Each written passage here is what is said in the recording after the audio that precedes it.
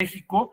Continuamos con nuestra interesante máster curso especialista en interseccionalidad y discriminaciones múltiples en el ámbito de la justicia electoral que llevamos a cabo de manera conjunta entre la Universidad Castilla-La Mancha y la Escuela Judicial Electoral del Tribunal Electoral del Poder Judicial de la Federación. Agradecemos de antemano a quien se ha encargado de coorganizar esta máster, la doctora María Pilar Marco, y también la doctora María Vicenta Rodríguez, quienes se encuentran aquí y nos acompañan puntualmente en cada sesión, en nombre de la magistrada presidenta, las magistradas y los magistrados que conforman la Sala Superior del Tribunal Electoral del Poder Judicial de la Federación y de nuestro estimado director de la Escuela Judicial Electoral.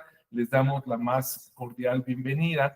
Agradecemos la presencia de las personas que nos hacen favor de seguirnos en la plataforma de YouTube del Tribunal, de la Escuela Judicial Electoral y desde luego en redes sociales, y también a las personas que nos hacen favor de acompañarnos en esta aula virtual. El día de hoy, bueno, pues vamos a ver un tema muy, muy importante y la clase va a estar muy interesante. Déjenme explicarles por qué. El tema es un tema que ya se había anunciado desde la semana pasada sobre sesgos psicológicos en la función jurisdiccional. Este es un tema poco tratado, pero es un tema que tiene una importancia muy grande, muy grande.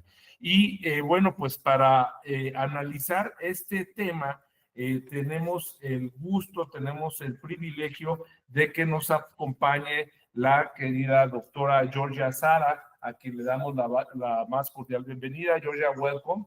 Esta clase va a ser impartida por la profesora Georgia Sara en inglés. Van a ser 20 minutos, la dinámica es que exponga 20 minutos, nos platique 20 minutos, sigamos sus diapositivas y nos va a hacer favor la profesora María Pilar Franco, después de esos 20 minutos, explicarnos un poco cuál es el contenido que señaló la doctora Georgia Sara. Si tienen ustedes alguna duda, les pedimos por favor, para no interrumpir a la doctora Georgia Sara, que sea al final, cuando intervenga la doctora María Pilar Marco, y bueno, desde luego cualquier tipo de duda que tengan ustedes, con mucho gusto se atenderá. Ella habla perfectamente inglés y nos apoyará hablando despacio para que en la medida de lo posible podamos entender nosotros un poco más. La doctora Georgia Sara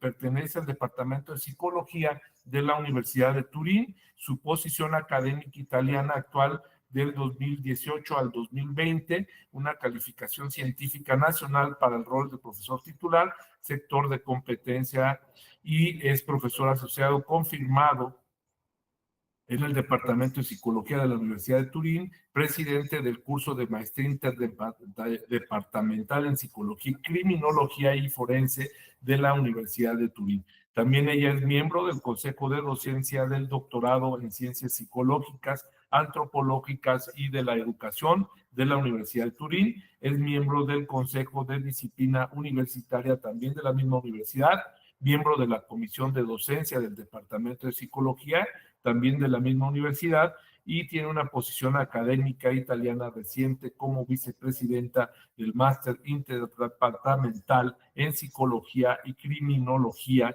y Forense, y también de la Universidad de Turín. Fue presidenta del Máster Interdepartamental en Psicología, Criminología y Forense de la Universidad de Turín también, y miembro del Consejo del Departamento de Psicología de la Universidad de Turín. Fue miembro de la Comisión Docente del Departamento de Psicología de la Universidad de Turín y miembro del Comité Universitario de Bioética de la Universidad, también de la misma universidad. Es profesora, como les decía, de Psicología y Criminología de Riesgos y Psicología en Clínica Forense y Criminología Clínica en el Máster de Psicología Criminológica y Forense de la Universidad de Turín. Es profesor de elementos de Psicología Jurídica y de Ontología en la licenciatura en Ciencias Técnicas Psicológicas del Departamento de Psicología de la misma universidad. Es profesora de Criminología en la Escuela de Especialización en Medicina Forense de la propia universidad. Tiene un cargo profesional italiano como vicepresidenta del Registro Psicológico de Piamonte. Fue designada de un referente experto para el establecimiento de una mesa de debate en el marco del memorado de entendimiento entre el Departamento de Administración Penitenciaria y el Consejo Nacional del Orden Psicológico, y también fue miembro de la Comisión Nacional de Deontología y Observatorio Permanente del Código de Ética, miembro de la Mesa de Coordinación contra la Violencia hacia las Mujeres del Ayuntamiento de Turín, jueza honoraria del Tribunal de Vigilancia de Turín y miembro de la Junta Directiva del Comité Científico de la Sociedad Italiana de Criminología y miembro de la Junta Directiva de la Comisión Científica de Contrasti, coordinada por la Coordinación Nacional para el Tratamiento y la Investigación sobre la Agresión Sexual, Testimonios Italianos, y ha publicado diversos libros, diversos artículos en inglés, en italiano, y bueno, pues le damos la más cordial bienvenida a la doctora Giorgia Sara. Giorgia, very, very welcome to the Electoral School of Judicial. And here we go. You have the word. Thank you. Thank you, Professor Ramon Hernandez, for your presentation. And I thank all of you for being here. And I thank Professor Pilar Maria Francia for having invited me here. I am a psychologist, and I am, as Professor Ramon Hernandez said, I work at the University of Turin, and I am now, though, at the Department of Law. So I am a psychologist who works at the Department of Law. I really hope you can see the slides, but I think the slides have been already shared with you. And the focus of my presentation is about psychological biases in judicial functioning. And in order to, Now, I wanted to start to make some international link between law and psychology. And you can see, I don't know much about Mexico. I've never been to Mexico. I really hope one day to be able to visit you. And so I wanted to see how the importance of science and law is so great nowadays that we can be all together at once. Mexico, Spain, and Italy. I come from Italy, from Turin, which is in the northwest of the country. In order to help all of us with this seminar, I have decided to focus on few things. But please stop me if you want to ask any questions at any time. Now, I'm asking myself, where do law and psychology meet? Because these are two different disciplines, two different sciences, which for a long time, they have been quite separate. I want also to focus on cognitive social psychology, so to understand how our mind works. I want to share with you what are the most frequent biases and heuristics people use in daily life, in everyday life, and also in their professional life. These are aspects which they influence our thinking, but we are not always aware of their impact. And then I want to share some aspects related to scientific evidence, research evidence, and then to see if these biases and heuristics are present within the judicial system. So I really hope you will forgive me, because I'm not an expert in law. I'm neither a lawyer or a judge, but I am at work with law people every day, both at the university and both as a psychologist.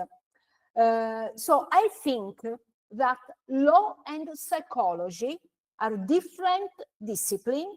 they are, they have got different purposes, but we work together because we are united by the same subject of study.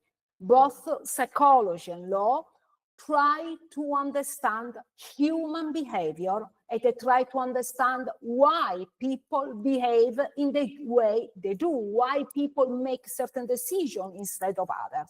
And this is actually why psychology and law can really work very well together.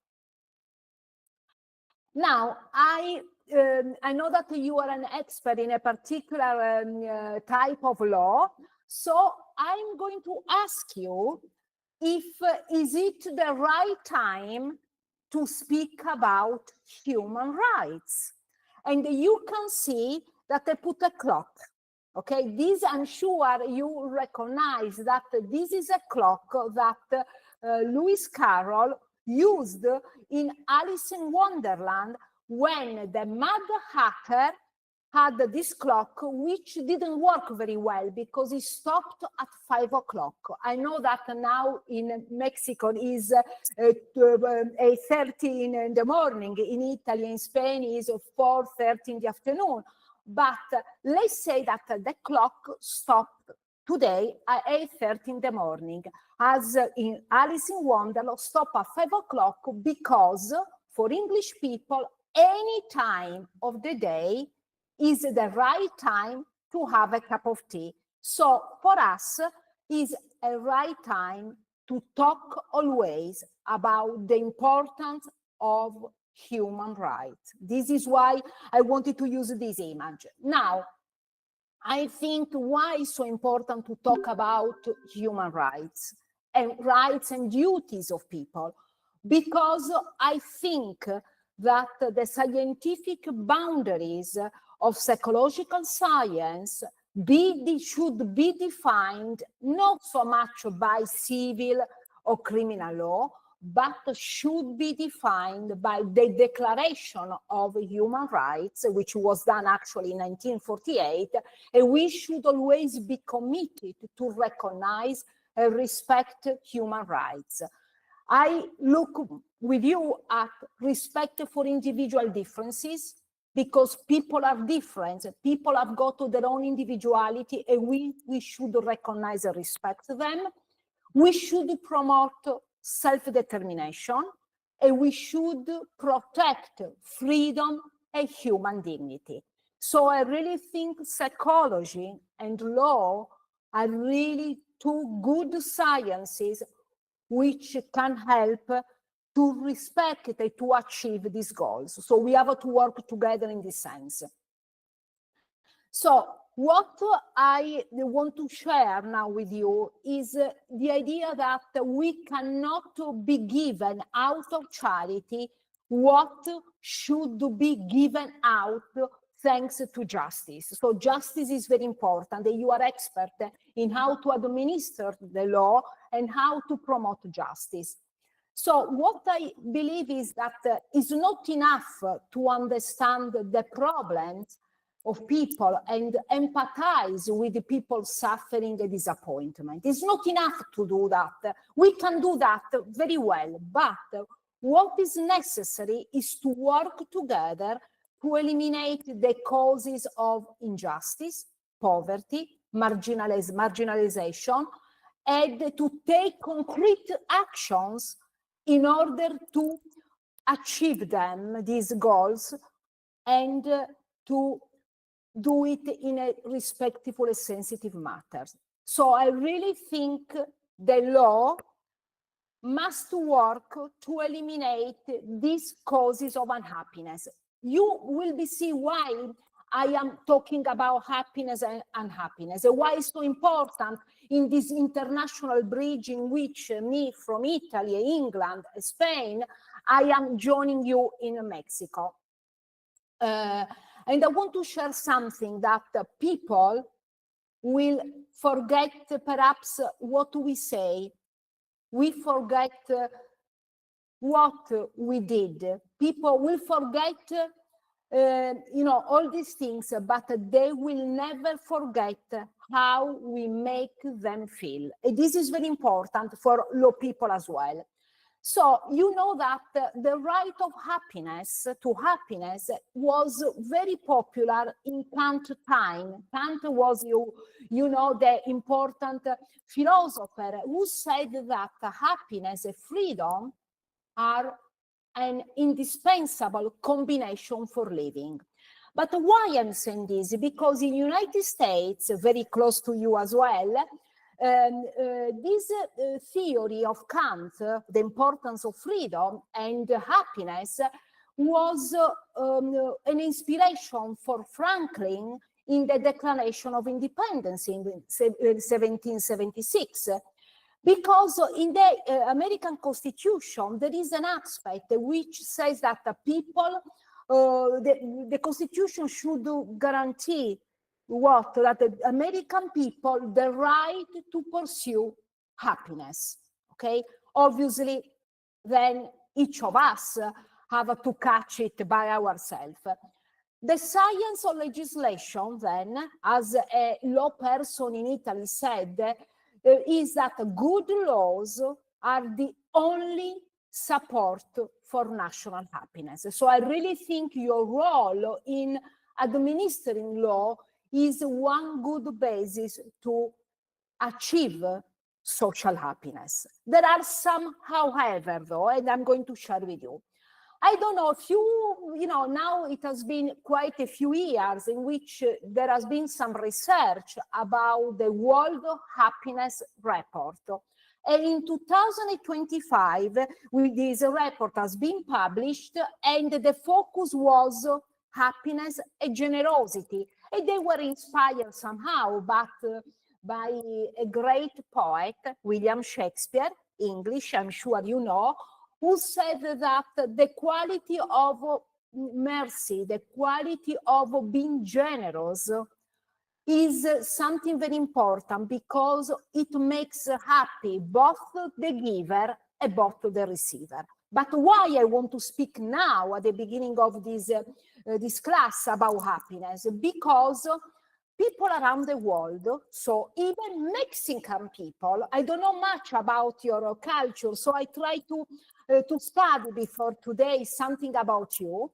And so everybody in the world was asked about happiness, and people were asked about to evaluate happiness to evaluate life satisfaction through a ladder from the best possible life, 10, and the worst possible life, 0. Okay, and happiness was assessed by 6 factors. Okay, social support, GDP per capita, health, life expectancy, freedom, generosity, a perception of corruption in our own country. Okay.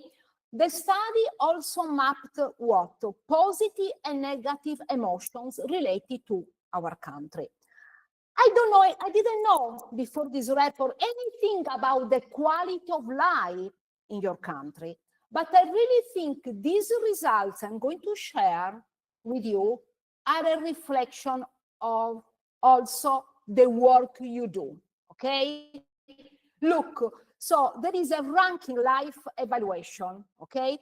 I mean, it's not very clear, but I didn't expect this result. You could see that along 147 countries, Mexico comes 10th, so very higher up in matter of happiness, okay?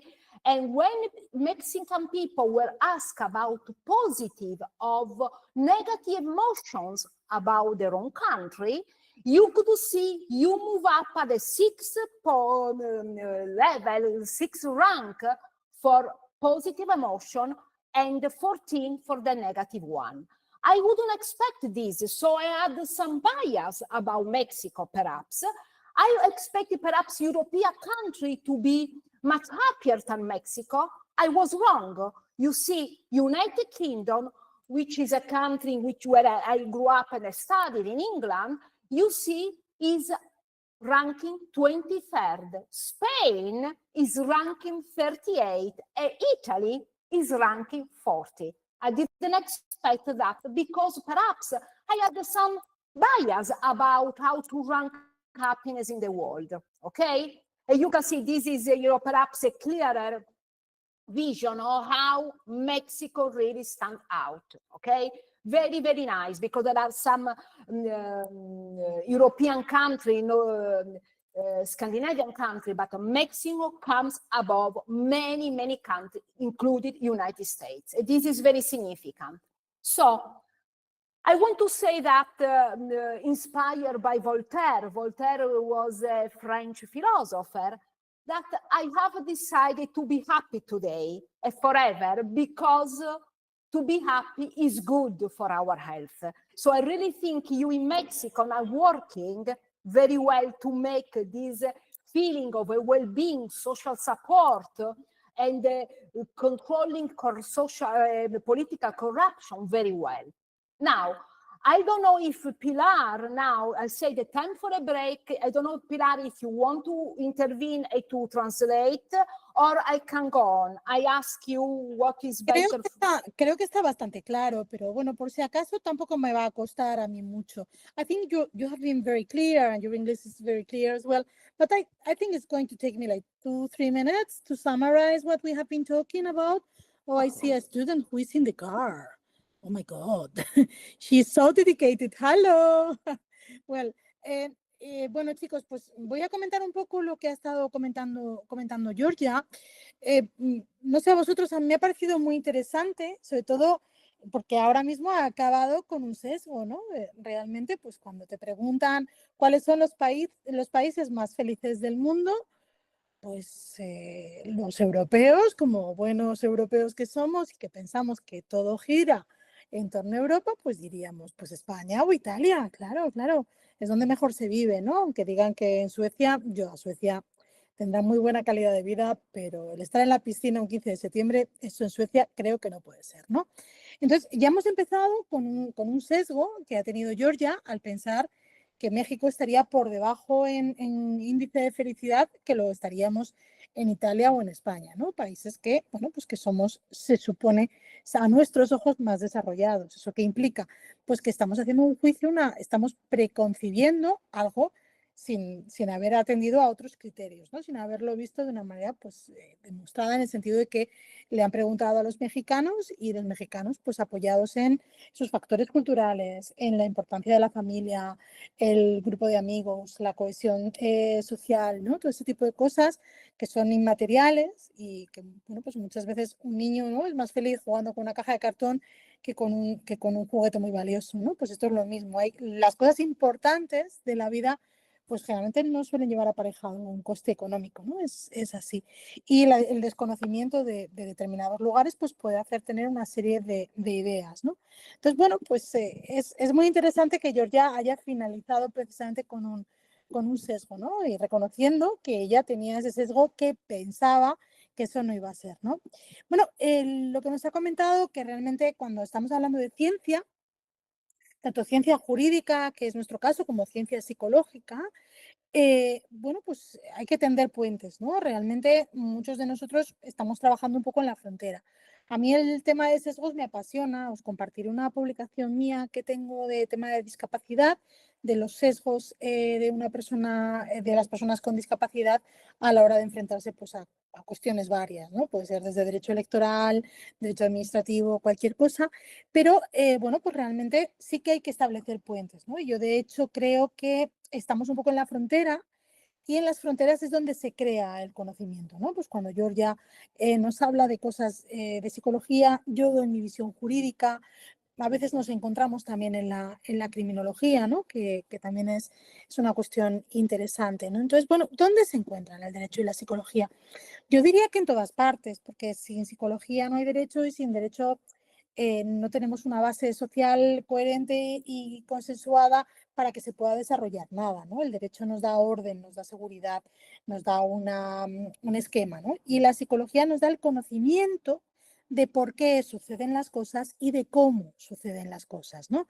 Entonces, bueno, pues nos ha hablado brevemente de los bias, de los sesgos y de los heurísticos, ¿no? Entonces, los heurísticos luego lo veremos, son como una especie de atajos mentales que todos tenemos, y los bias pues son sesgos, que tenemos unas preconcepciones que tenemos en nuestras cabezas que a veces nos hacen estar muy seguros de las cosas y estamos fallando calamitosamente, ¿no? Y yo eso, cuando he trabajado mis años de fiscal, pues lo he visto bastante frecuentemente, ¿no? En jueces y en abogados que a lo mejor decían, es que la verdad se huele.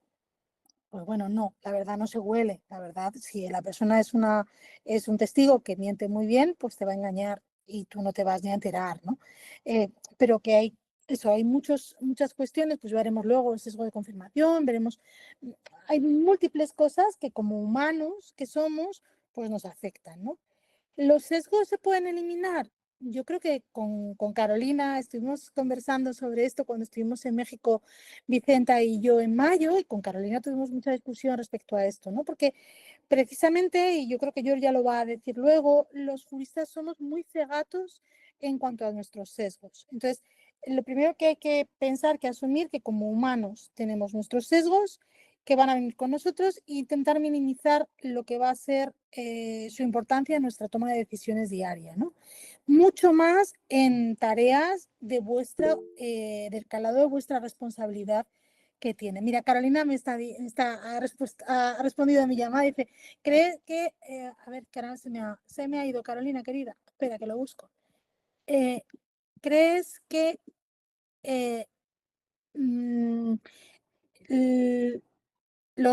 entiendo biases, ¿no? Que los sesgos es igual que la malinformación o que las fake news hacen a las personas, no sé si hippies, Carolina, querías decir hippies o happies? No, quise decir que si crees que los sesgos como la desinformación hacen más felices Happies, vale. a las personas. Yo creo que no, bueno, pero esto casi mejor que lo conteste ahora Georgia.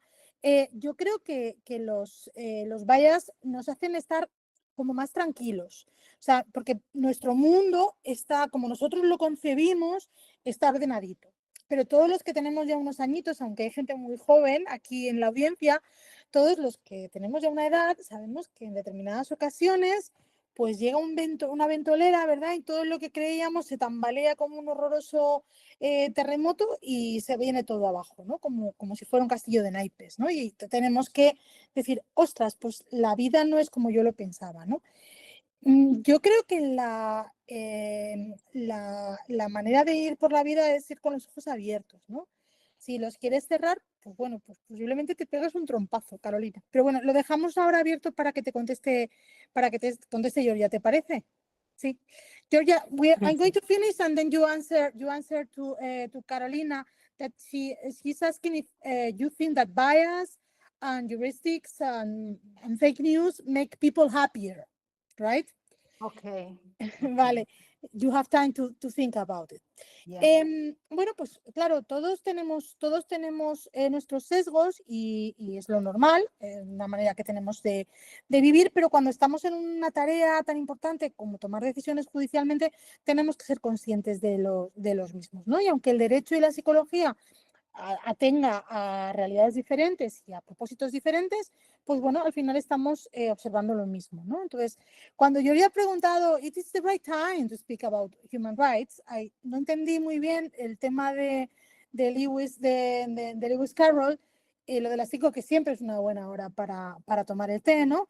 Sí, yo estaba contestando mentalmente, sí, siempre es un momento adecuado para hablar de derechos humanos, ¿no? Luego ya he visto que yo ya lo estaba contestando también, ¿no? Los derechos humanos son la base de todo, sin derechos humanos no hay nada, sin derechos humanos, ¿no? O sea, el derecho, como os decía antes, es lo que configura la paz social, ¿no? Es lo que nos da una serie de normas, y cuando las normas no se cumplen o hay algún problema en la interpretación, ahí entran los tribunales, ahí entráis vosotros, ¿no? Entonces, pues bueno, las diferencias individuales son básicas, cualquier persona lo sabe, ¿no? Que tenemos que respetar a los demás, que cada uno pues tenga la posibilidad de autodeterminarse y sobre todo proteger esa libertad, ¿no? En ese marco de seguridad que nos da el derecho y sobre todo la dignidad humana, ¿no? Entonces, yo es una cosa que a mí me interesa también mucho, que me ha parecido muy interesante la cita que ha dicho que ha hecho de Don Oreste, que no puede darse por caridad, ¿no? Que tiene que ser a través de la justicia, ¿no? Que hay que luchar los derechos. Eso, Vicenta, como trabajadora social, seguro que lo está también haciendo así, que sí con la cabeza, ¿no? O sea, los derechos son conquistas sociales que hay que pelearlos diariamente. En España lo estamos viendo ahora con la extrema derecha, que está viendo problemas y que es un cáncer que se está extendiendo por toda Europa y que cosas que dábamos un poco por hechas, ¿no? Pues posiblemente vamos a tener que pelearlas, ¿no? Entonces, bueno, pues el derecho nos va a dar esa seguridad y va a intentar eliminar esas causas de infelicidad, ¿no? Nos va a dar seguridad, nos va a dar tranquilidad de saber lo que hay. Me ha parecido muy interesante porque las emociones han sido en psicología como la hermanita pobre y no se les ha hecho mucho caso en los últimos años, pero sí que es cierto que es muy importante, no, lo que dices, bueno, se lo lleva el viento, ¿no? Lo que haces crea una impresión muy importante y lo que se ve y se siente a través de las emociones que tú le haces sentir a alguien también es muy relevante. Entonces me parece muy buena la quote, la cita que ha hecho de Maya Angelou, porque es cierto, o sea, hay que ver cómo haces sentir a la gente. No hay peor sentimiento que el de la injusticia, ¿no? De cuando alguien comete una injusticia contigo, viene en un ámbito formal el derecho o viene en un ámbito informal de amistad o de conocidos, ¿no? El derecho a la felicidad, bueno, pues me parece una posición muy, muy interesante. El hecho de que Kant, ¿no? Estuviera en el siglo XVIII hablando de lo importante que era la felicidad y la libertad, ¿no? Bueno, los yanquis siempre tienen que ser los que persigan la felicidad a costa muchas veces de los demás, pero bueno, ahí me voy a callar porque no iba a ser yo muy correcta.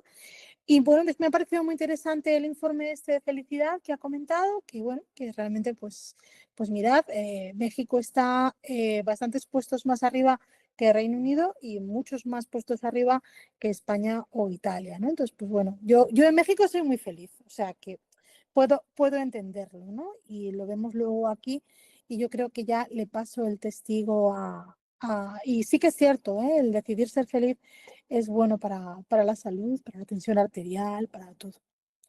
Georgia, being happy is good for you. That's my quick translation. So the floor is yours. Yes, thank you, Pilar. I think, you cover every point. I really think, I'm very grateful for the translation, and I really think, I'm very intrigued by the question I was asked. So biases and heuristics make us happy. This was the question. Now, this is a very provocative question.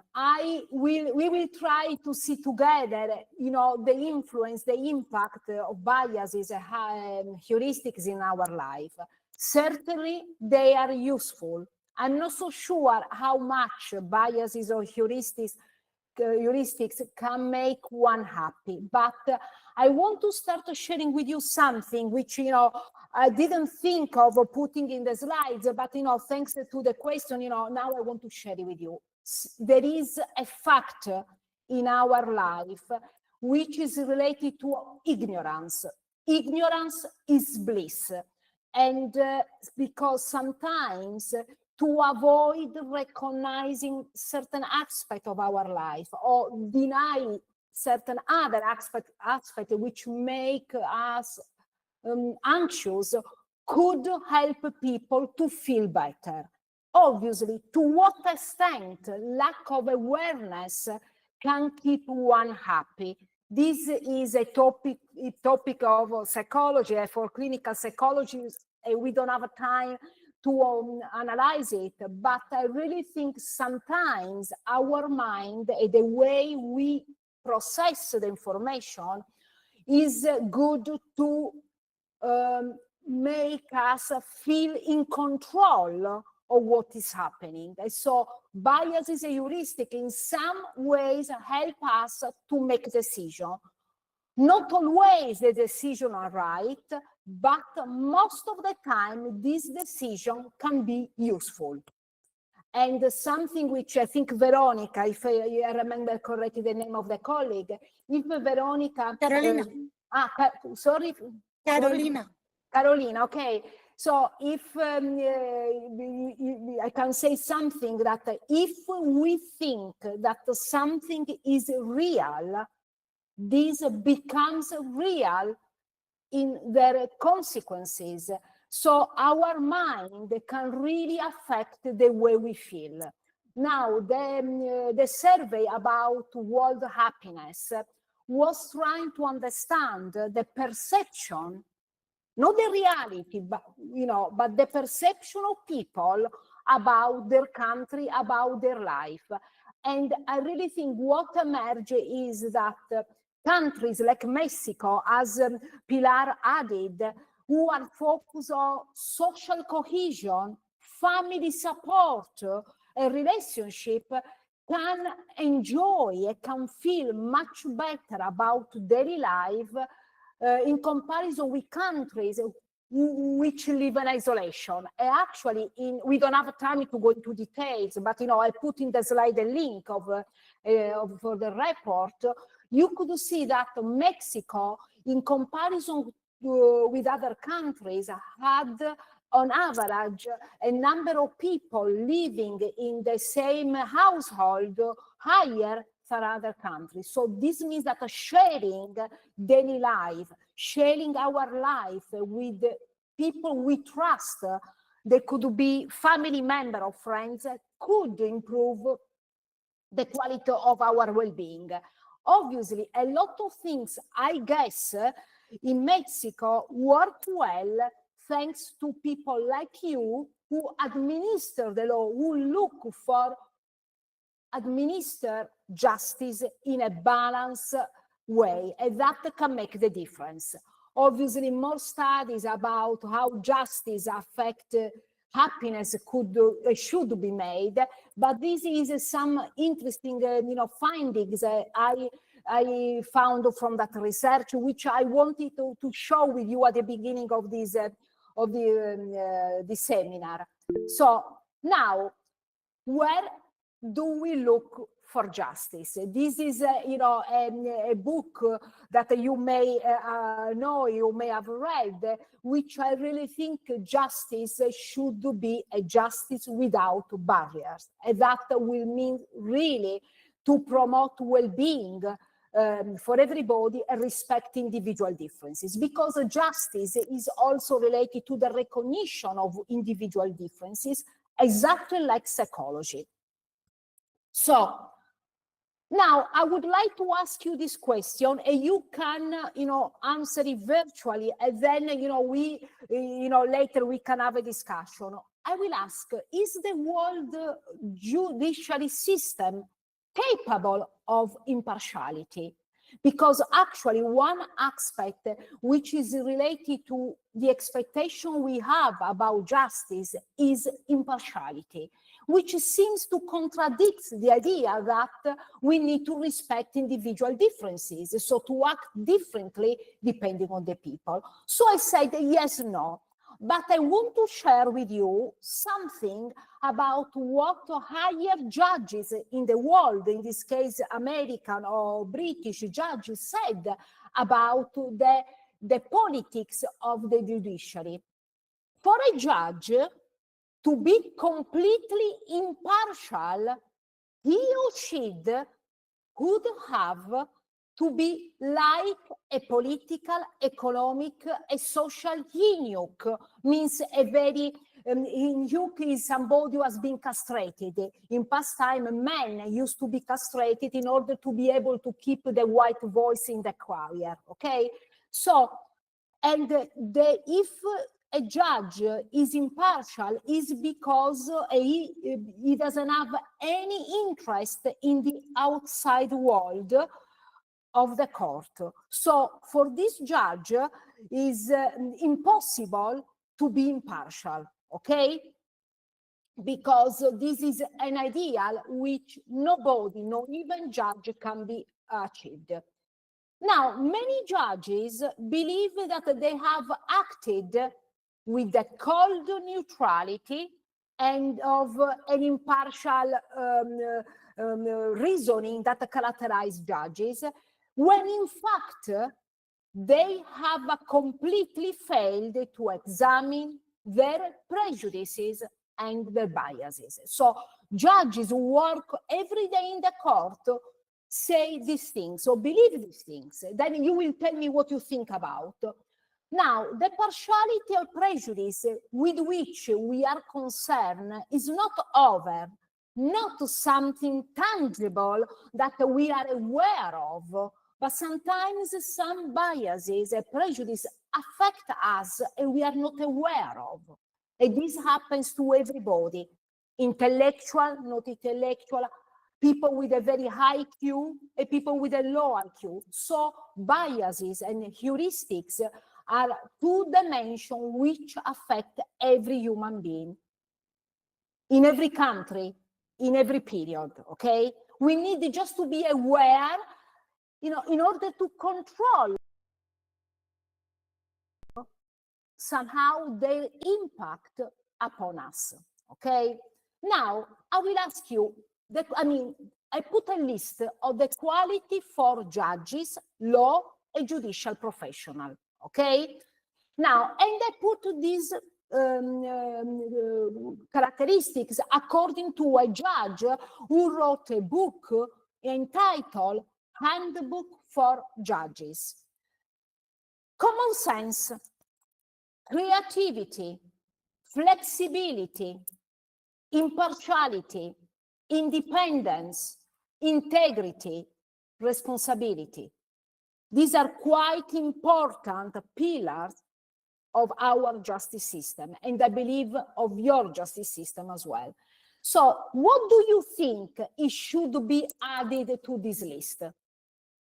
You think of something I missed, or the Winters has missed, and then you tell me to add it, and I will, because I think we can work together in how we build up the pillar for what we think a just system should be, okay?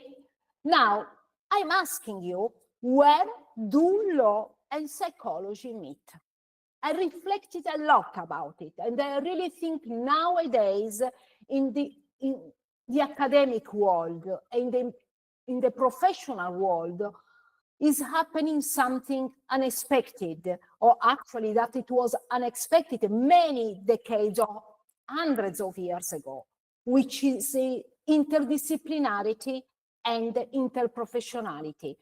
A lot of disciplines work together in order to understand better the complexity of life, and a lot of different professionals work together. So this is important, but I wanted to share something about what Justice Benjamin Cardozo, in his work about the nature of judicial process, said.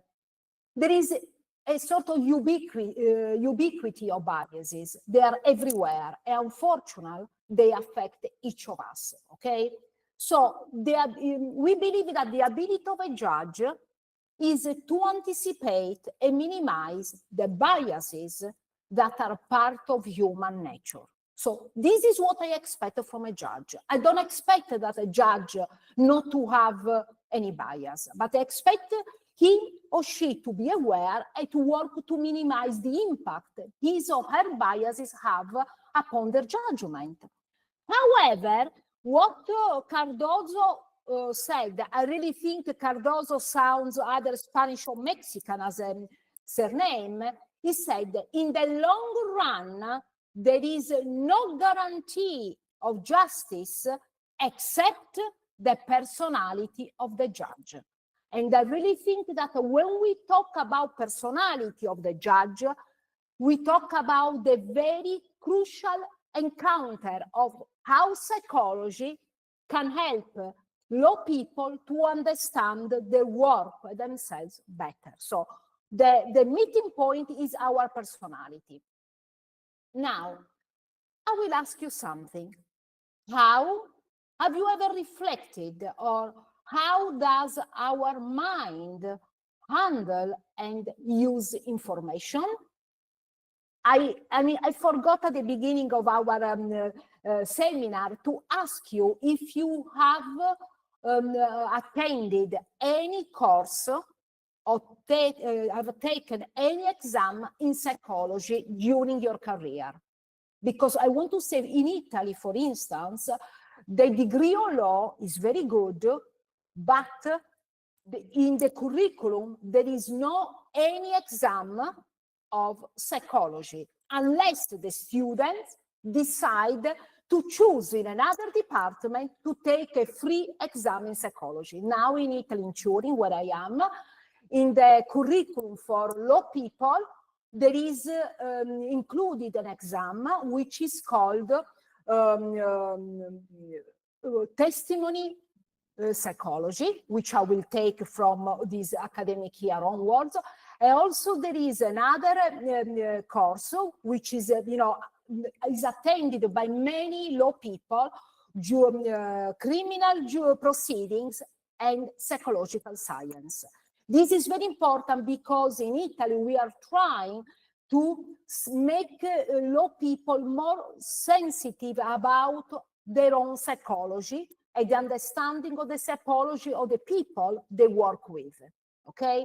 So I'm not so sure, but I wanted to share with you what is cognitive and social psychology. I don't know if you ever heard about these two disciplines, but I'm sure you have heard, you will let me know later, about Daniel Kahneman. Daniel Kahneman, who passed away, last year, was a psychologist, a very great psychologist, who won with Tversky the Nobel Prize in 2002 for his work, their work of psychology applied to economics. So what I'm going to share with you in the next slides related to heuristic biases, because we need to know what they are. So what I'm going to share with you is a lot based on this work. I have found the edition of the book Thinking Fast and Slow, which was published in 2011 in English, and then has been translated in every language, and there is a version in Spanish as well, which you can find here, which is called also Ruido. Okay, this is another book just published recently called Noise, Ruido, but I'm sure Thinking Fast and Slow was translated in Spanish as well, okay? Now, obviously I'm sure you are asking, but what is a heuristic? Now, you have to remember that a heuristic and eureka, which is the phenomenon of getting a great inspiration, have the same root. So this is very interesting. So in English, an eureka moment is a moment in which you have got an epiphany, you get an insight, and then you win the Nobel Prize, okay? And so it's very interesting that eureka and the heuristic share the same root, okay? So a heuristic is a simple procedure, an off-the-shelf answer to a difficult question, okay? Heuristics, though, help us to find some answers to a lot of the question everyday life poses on us, but also heuristics lead to systematic and predictable errors, okay? This is what Kahneman in the book Think Fast and Slow says about heuristics, okay? Now, but what is a cognitive bias? Now, I want to say that according to the scientific literature, biases are predisposition, preferences that affect human reasoning, perception, and judgments. So the biases we use, which affect us, they become a systematic pattern of deviation from rationality in our judgment, Because could you imagine if in our everyday life, before answering to the stimuli we get from the life, we had to stop, think carefully, analytically, before making a judgment. Everything will stop. We will not survive. We sometimes need in everyday life to react to, shall we cross the street or not, when the traffic light is not working properly. We need an immediate answer, a feeling. We need to sometimes follow our gut feeling. And this is what more or less we do in our life, okay?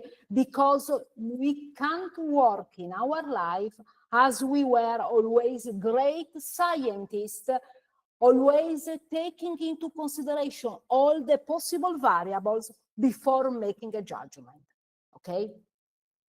So cognitive biases and the way we use heuristics, which are the shortcut procedure to arrive to a decision, are related to the cognitive distortion. Cognitive distortions, you need to remember these, are ways of labeling our thoughts, okay? And so they are habitual ways of thinking that are often, let's say, inaccurate and influenced by our bias. So this is what is influence our mind every day, okay? So how does our mind then make judgments? I want to share with you the psychology of bias and the noise, because the noise is another aspect which Kahneman identified very well in his book, and which actually can affect even professional judgment, okay? So biases are erroneous judgment, something which we systematically do in order to arrive to a conclusion, okay? Noise is a dimension of, our way of thinking, which is unwanted variability. I will give you some example which will make it clearer, I hope, what I'm going to share with you. Now, when we speak about noise as unwanted variability in our judgments, so our judgments is not always the same. We can have a different judgment depending on the day, depending on our mood, depending on how we feel. And we can have a different judgments even when the topic we are judging is the same, okay? Or different people could reach different judgments over the same subject. And this is not so unusual in science, and it's not so unusual in law. Obviously, when we speak about noise, defined as unwanted variability in the judgment, the key point and the critical point is not variability, because we know that variability is part of our creativity, one of the items listed in the quality we want in the law people. But what is the problem in the noise is the unwanted. There is a certain variability which we don't want because it leads to problems or to mistakes. For instance, I'm thinking of two judges who were assigned different decisions to plaintiffs for the same negligence of damage. So two judges define differently the same situation, assessing differently the same negligence or the same damage, okay? Or imagine two doctors who make two different diagnoses on the same patient. Obviously, you can see this variability is unwanted because it means that one of them is wrong. So we need to understand this in order to avoid to reduce the variability. Now, I found this graph because I really think it can help us to understand what is the variance in our judgment. When the judgment is accurate, you see that the target point gets all the mark. Every judgment goes in the same direction. The target point is clear.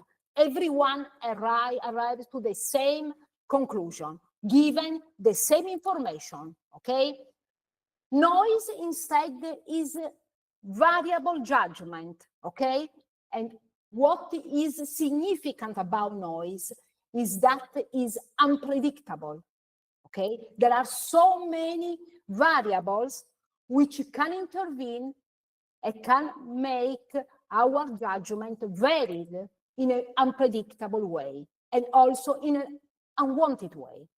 Biases is a sort of shortcut which lead to mistakes which are systematic. So they go to the same direction systematically because perhaps we assess a case in the same way because we are always affected by the same biases, okay?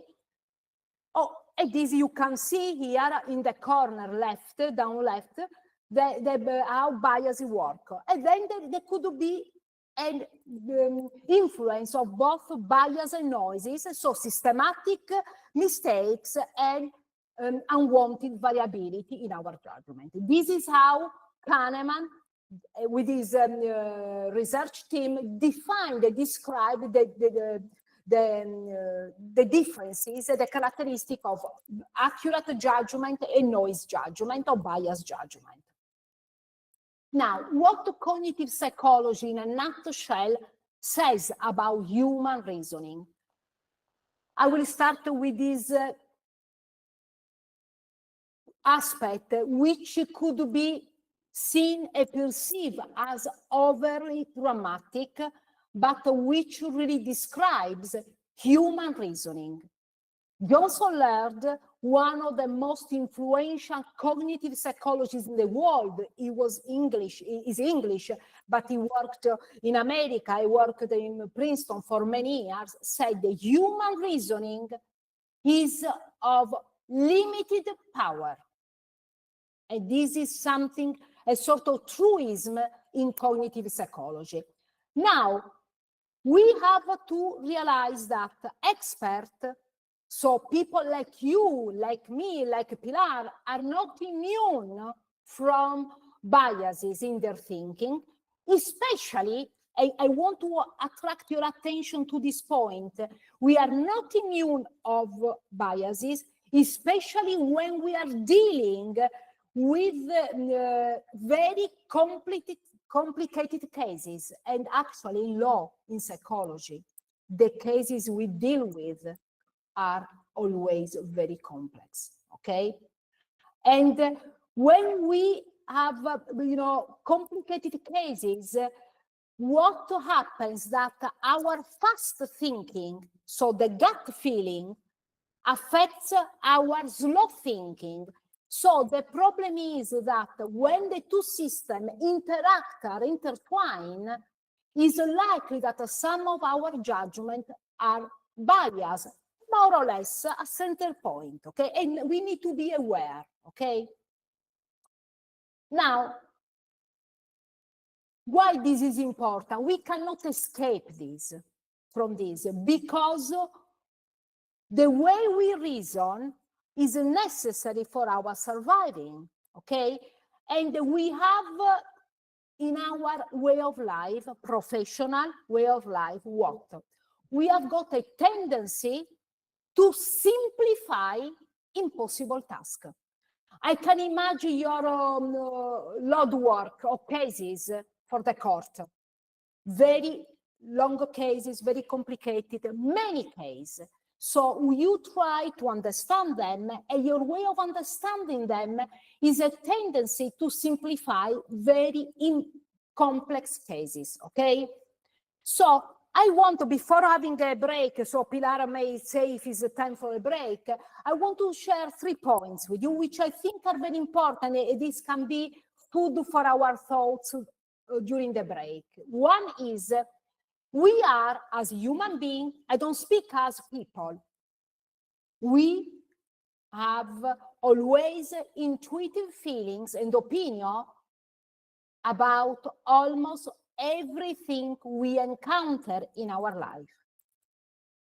Each of us, more or less, have got this. Now, you think this in our personal life, in our daily life, in our professional life, when we cannot choose, for instance, our boss, our director, or our colleagues. We tend to like or dislike other people long before we know much about them. And this happens all the time, okay? For instance, we sometimes tend to trust or distrust strangers without knowing why. And we sometimes say, I got a feeling that I like this person, she's honest, I feel at ease, I don't know her, I don't know him, but I trust. Or I don't like this person, I'm not so sure why, okay? And we make this assessment and we reflect on them to say, I don't know why, but I trust what I feel, okay?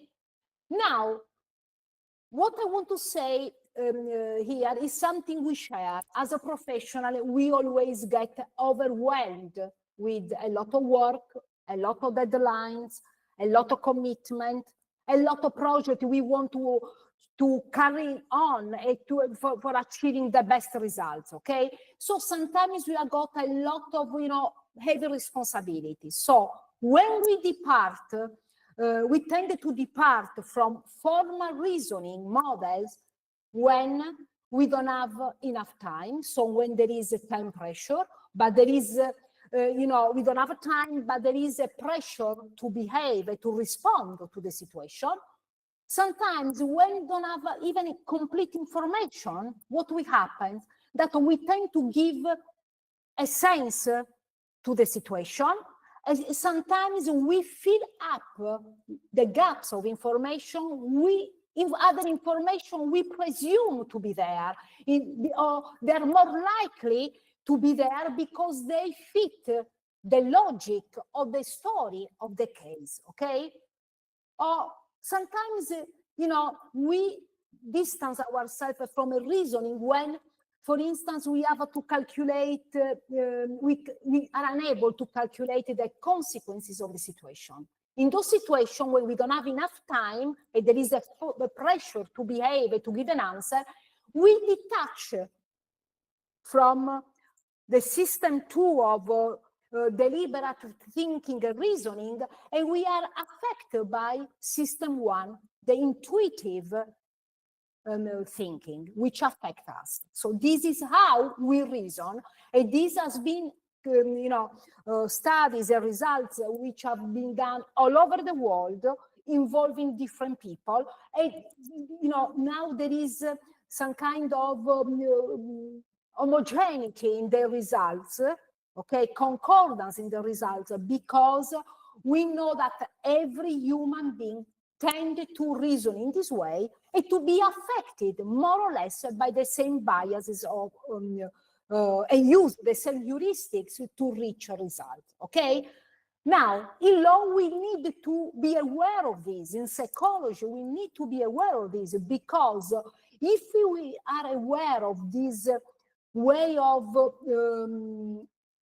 shortcutting the work, so in order to reach a result, this means that we are able to control the influence, the impact, the consequences these strategies have about our way of thinking and behave. Okay, and then I will show you some example. Now, Pilar, I don't know if it's time to have a break, and then we can, you just tell me what to do. I think that's better. I do a summarize of you have just said, and then we have like 15 minutes of recess. Creo que mejor voy a comentar ahora, por si hay alguien que no habla en inglés, comento un poco lo que ha dicho Georgia en esta segunda parte, y bueno, pues ya cortamos y dejamos 15 minutillos de break, que es lo que nos ha dicho Ramón que hiciéramos. ¿Os parece? ¿Sí?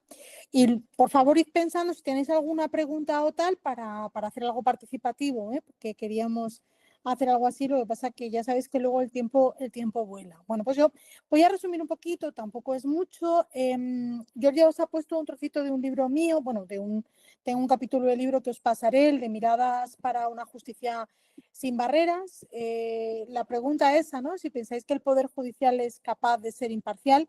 Hombre, yo creo que todos pensamos que sí, ¿no? Luego si queréis, lo debatimos con un poco más de tranquilidad, ¿no? Sin embargo, claro, todos estamos afectados por sesgos, estamos afectados por todo tipo de cuestiones, por nuestra vida privada, por si hemos tenido una bronca con nuestro esposo por la mañana, por lo infelices que somos, porque hemos desayunado bien, porque nos ha tocado la lotería, porque hemos visto a un amigo que hacía mucho tiempo que no veíamos y estamos muy felices, porque nos han dado una mala noticia, ¿no? Todo nos afecta, somos seres humanos y nos afecta, ¿no? Entonces, claro, en la labor de juzgar, que es maravillosa, pero es también muy dura, pues bueno, hay que intentar, ¿no? Yo lo que hago es mucho funcionar a nivel de hipótesis, ¿eh? Yo os digo lo que a mí me funcionaba en el juzgado, ¿no? Y entonces funcionaba a nivel de hipótesis y luego veía las pruebas que había en un sentido o en otro para confirmar o rechazar esa hipótesis, ¿no?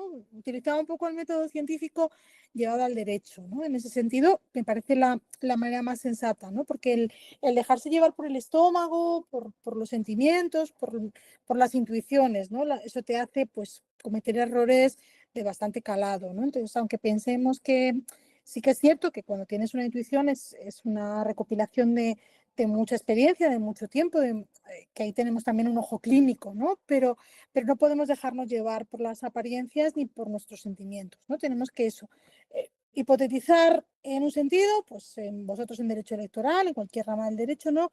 Bueno, pues pienso que puede ir por ahí la cosa, vamos a ver qué argumentos tengo, vamos a ver qué apoyo legal tengo, ¿no? Entonces, pues bueno, es difícil, ¿eh? Es difícil que una persona sea totalmente imparcial. Es muy difícil porque tenemos todo una mochila, un zaino, Georgia, en la espalda, que nos hace pues que eso pese, ¿no? Esa vida que llevamos. Entonces, yo le contaba a Georgia antes de empezar, yo tenía una jueza que decía que la verdad huele, ¿no?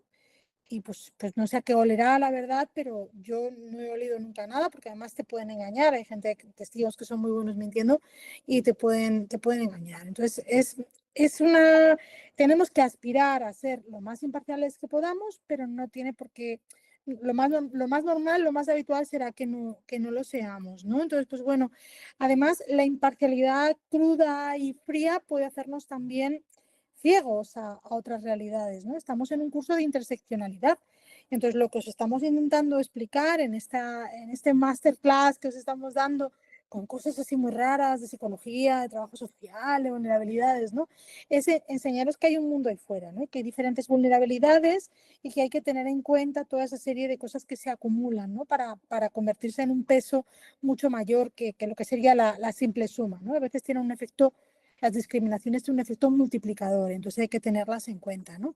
Entonces, no sé yo, pues la neutralidad total no nos haría humanos, pues para eso directamente sustituimos a los jueces por el chat GTP, le ponemos los argumentos, le damos al enter y que nos diga ya, sí, no, tiene razón o no, ¿no? Yo quiero que me juzgue un humano, porque al fin y al cabo pues tendrá consideraciones humanas a la hora de afrontar el hecho de juzgar, ¿no? Las cualidades que ha puesto Georgia, yo las comparto todas. La independencia me parece muy importante, la imparcialidad, pues lo más que se pueda, la flexibilidad, tener un pensamiento de fuera de la caja, ¿no? El thinking outside the box, que está ahora tan de moda, yo creo que también es importante, ¿no? El tener en cuenta ángulos que a lo mejor no habrías considerado. Por supuesto, el sentido común, que es el menos común de los sentidos, ¿no? La responsabilidad. Y no se me ocurre así nada que añadir. Si pudiera, yo siempre añadiría sentido del humor, que me parece algo maravilloso en esta vida, pero en la función judicial no creo yo que lo vayan a poner, ¿no?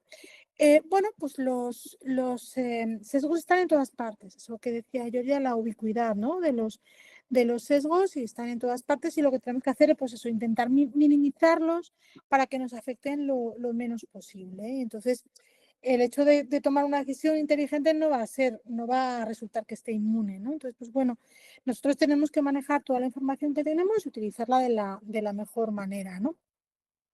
Os ha puesto yo ya una foto de Kahneman, que ha comentado que le dieron el Nobel, iba a decir el Oscar, por Dios, cómo estoy con las pelis, le dieron el Nobel en economía, si no recuerdo mal. Tengo algunos de estos libros, yo los tengo en formato EPUB o en formato PDF. Si alguien los quiere, lo vemos, ¿vale?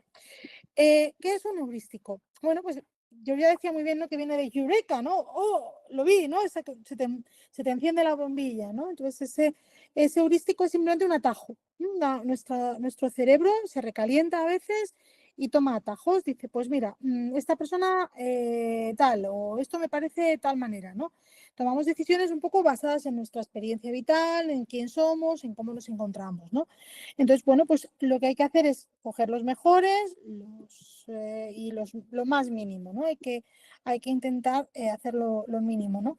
Y los sesgos son predisposiciones, o sea, en los sesgos lo que hacemos es que nosotros tenemos una serie de preferencias y de cosas en la cabeza que de manera inconsciente pues nos van guiando, ¿no? Esas percepciones que tenemos, esas ideas previas que tenemos, esos juicios previos que tenemos que los volcamos a la hora de tomar una decisión, ¿no? Y que nos quita racionalidad, que por lo tanto hay que intentar evitarlos lo máximo posible. Es imposible eliminarlos completamente, ¿no? Pero tenemos que intentar que nuestras decisiones legales estén lo menos afectadas posibles. ¿Qué hacemos con los sesgos? Pues si no los podemos eliminar, lo que tenemos que ser es simplemente conscientes de que existen, de que están ahí, ¿no? Entonces, pues bueno, es importante. Lo del ruido me ha parecido muy interesante, los circulitos estos que ha puesto, ¿no? De ser, pues eso, cuando tenemos algo de ruido mental, de cosas que interfieren, ¿no? En nuestros pensamientos, hoy en día que estamos con la visión tan dividida y con el pensamiento tan dividido, que está tan de moda lo de ser multitask, y al final lo de ser multitask es que no haces ninguna task bien, o sea, estás pensando en 4 cosas y al final las haces mal, ¿no? Entonces la psicología cognitiva, el centrarse, el ser consciente de lo que estamos haciendo y de por qué lo estamos haciendo es muy, muy, muy, muy importante, especialmente si estamos en cuestiones jurídicas, ¿no? Lo del slow thinking, a veces el fast, ese heurístico, ese sesgo se te mete, ¿no? Es intrusivo y te dice, no, no, no. Como si tienes el angelito bueno y el angelito malo, cada uno en un hombro, ¿no? Entonces el sesgo te está diciendo, si el angelito malo, esto no te gusta, esto no está bien, esto va en contra de lo que habíamos pensado siempre, ¿no? Y el angelito bueno que te dice, uy, pues lo mismo es una idea original, pues lo mismo lo tenemos que tener en cuenta, uy, pues habría que estar abierto, ¿no? A eso, yo creo que es interesante. Muchas veces eso tenemos pensamientos que simplemente pues nos guiamos por el estómago y muchas veces nos equivocamos, otras acertamos, también eso es otro sesgo, ¿no? O sea, pensamos que como porque hemos acertado, pues ya todo el resto de veces va a ser así y eso no tiene por qué ser así, ¿no? Entonces, bueno, pues yo creo que el derecho requiere un pensamiento lento, requiere una toma de decisiones lentas y que tenemos que meditar las cuestiones que hacemos, cómo las hacemos y por qué las hacemos, ¿no? Que sé que es difícil, son unas tareas muy difíciles a los que estáis juzgando, los magistrados que tenemos aquí, tan maravillosos, y a las personas que están trabajando para ellos, ¿no? En sus ponencias que también tienen que tomar parte en esta difícil tarea, ¿no? De juzgar. Y yo creo, Ramón, que son las 17:29 con su venia. Hacemos un parón hasta -4. Sí. Georgia, that would be okay, 15 minutes for you? Yeah, ¿Sí? yeah, certainly. Pues nada, nos da tiempo para un cafelito. Yo apago solo la cámara y el micro para ya conectarnos luego en cuanto 9:45 nos vemos. hay 45, os vemos. Ok, gracias. Hasta Okay, ahora. thank you for your attention. If you have got any question, I can answer to them later. Have a nice coffee break. Okay. Thank Thank you. you. Yeah, bye. Bye. Gracias.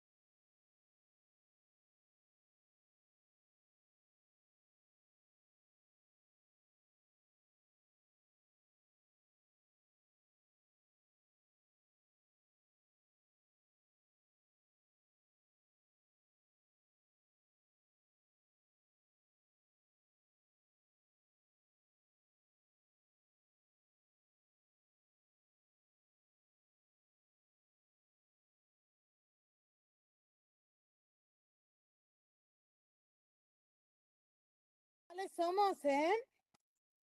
Yes, we are British, almost like English people, Ramon, very punctual. Lista, mi Pili. Okay. Muy bien. Yes, Go ahead. yes, thank you. Thank you. I now, because I would like also to have some feedback from you. You asking question. I will just go into some example of biases and then just to focus on the ones I think are more influential in juridical system. But I would like to share something. Yeah, there is an intervention in the chat. Ah, okay. Pilar, I cannot read it because I got the slide. Can you read it for me? Dianis is saying, I think that the level of happiness in Mexico might not reflect the reality of the country because there are many things happening that, in my opinion, have not improved people's quality of life. Legal security, access to services that are guaranteed by human rights. Why would they feel happy? Perhaps because they now receive financial support, but in exchange for what? So I agree with what was said earlier. Each person's perception and judgments is different and should be respected. But I am concerned about the current and future situation in our country because of the values, behaviors, and attitudes that seem to be privileged, which is why the role of judges is so important. Totalmente de acuerdo, Dianis. Yanis, thank you. I thought thank you for what you are saying, because obviously, as any researcher, you have made a very interesting point, because as every researcher, their findings represent a part of reality. This is a good demonstration how even scientific research cannot explain everything. And that represents some perception of some people in your country, but the reality of your country, like the reality of Italy, Great Britain, or Spain, is much more complex than what we can synthesize even with science. In fact, Yanis, you help me now to introduce the next topic, because this is a quote by one of your colleagues, a law person, which says, science, which throughout human history has generally presented itself as a source of solution, seems to have become, from the law, especially for the judicial life of the law, an inexhaustible source of problems, because sometimes what scientific finding shows not always aligns with what law shows and demonstrates. So this is a good point to start talking about biases within the judicial system. Now, I'm sure, I cannot go into details, but I'm sure you have heard about what the Supreme Court said in the case of Dober versus Merrell Dow Pharmaceutical in 1993. Why I wanted to focus your attention on this point? Because related to the Supreme Court standards, what has emerged that now judges, so a lot of people who have got your expertise, are expected, it is around the world, not just in the United States of America, but around the world, to understand the scientific method well enough to decide whether a particular technique or method or instrument is valid and reliable as evidence. And this is when we speak in the court about scientific evidence. Now, obviously, I wanted just to go through some aspect, because before I said, in our thinking, we need also to be, as Pilar said before in her translation, to use a sort of scientific method in order to arrive to equal, transparent, valid decision, okay? But this kind of decision sometimes are affected by what we call ego depletion, because ego depletion can lead to decision fatigue, okay? In fact, we know that when we are affected by decision fatigue, especially when we are in the act of decision making one after the other, this fatigue, which is not only cognitive but emotional, can affect the way we judge things, okay? And now there are a lot of studies which we work on that aspect. I want also to say something to you that unfortunately, scientific research on judicial people and especially on judges is not easy to be carried out. In Europe, it's very difficult. In Italy, it's almost impossible. And I really think that in Spain and in Mexico is difficult as well. So a lot of the studies we have about law people, judicial people, and judges are made indirectly, okay? But there is a lot of interesting studies about how bias can affect the judicial decision. For instance, there was a study, it's very interesting, published in 2011 by Danziger and colleagues, which, you know, the title was Irrational Hungry Judge Effect. So apparently when a judge is tired and hungry, he makes different decisions than the decision he would or she would have made if he were not tired and not hungry. So this is because we have to say something. In these studies, they try to see if there were any variables which were external to the law, so extraneous factors for judicial decision, which could affect the decision, okay? So there was, the setting was this: in a court case, the likelihood of a favorable ruling is greater. So a favorable ruling, a favorable decision is greater at the very beginning of the work day, for instance, at this time of your work, because you started very early today, 8 o'clock, or after a food break, so after a lunch, especially when you have to assess a judge on different cases, one after the other. So the finding of this study, this was the setting, suggests that judges became increasingly punitive when having to make multiple legal decisions, okay, in a subsequent order, okay? Judges were made, you know, decision on 23 individual cases per day, okay, a minimum of 14 and maximum of 30 or 35. And you see that the average day, minutes of decision, so the time, the average time by which they arrived to the decision was approximately 6 minutes, okay? So they had a lot of work. And what happened was that at the beginning of the court session, about 65% of the ruling ended to be in favor of the person. And that is very interesting. But the chance of a favorable ruling declined to 0 at the end of the session, okay?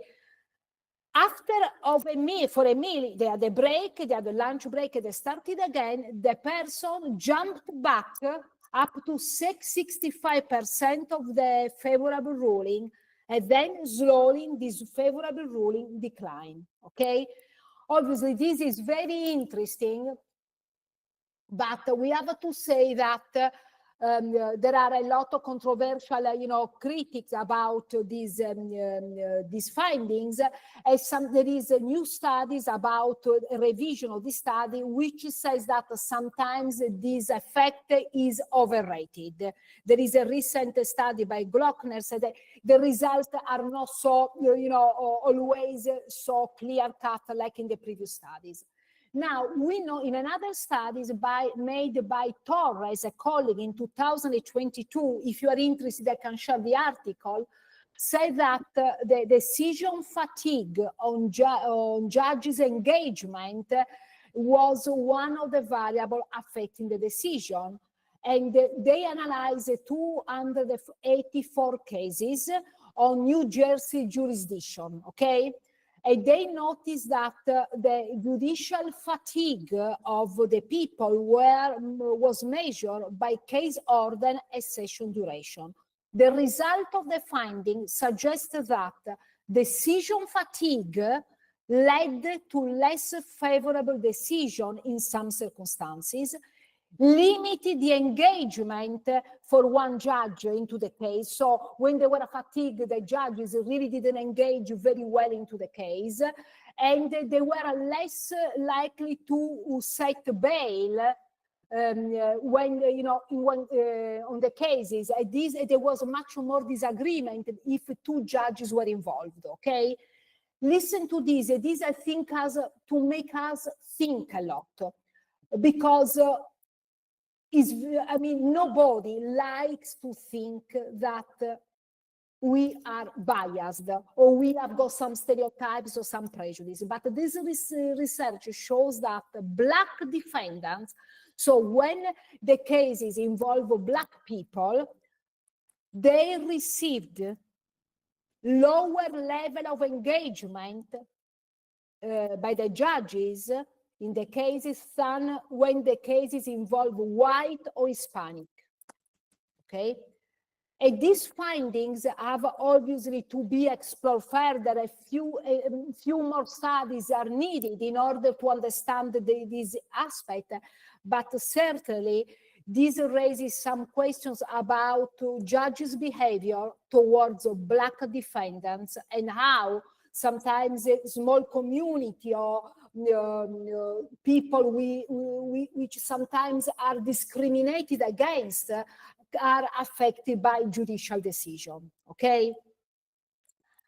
Now, I know that I like to share this view that by Benjamin Franklin, the United States president, past president: justice will not be served until those who are unaffected are as outraged and so upset as those who are involved with the law. So this, I think, is quite interesting. So all of us need to be involved in order to make the work of justice, you know, a work which is really just, you know, respectful of everybody's needs, okay? So now, which are the most known heuristic biases? There are many. We obviously don't have the time to go through all of them. I had a list, and then you have the slides, you can see the example, and then I want to show you some cases in which we can think about how our, you know, way of thinking can help us to reach some judgments and to make us lead to some mistakes, okay? Now, the biases which, you know, Kahneman and Tversky and many other cognitive scientists studied are all these. I put an example of all of them in the slides. There are many articles I can share with you, but I will not go through because we don't have the time. And I want to go to, okay, these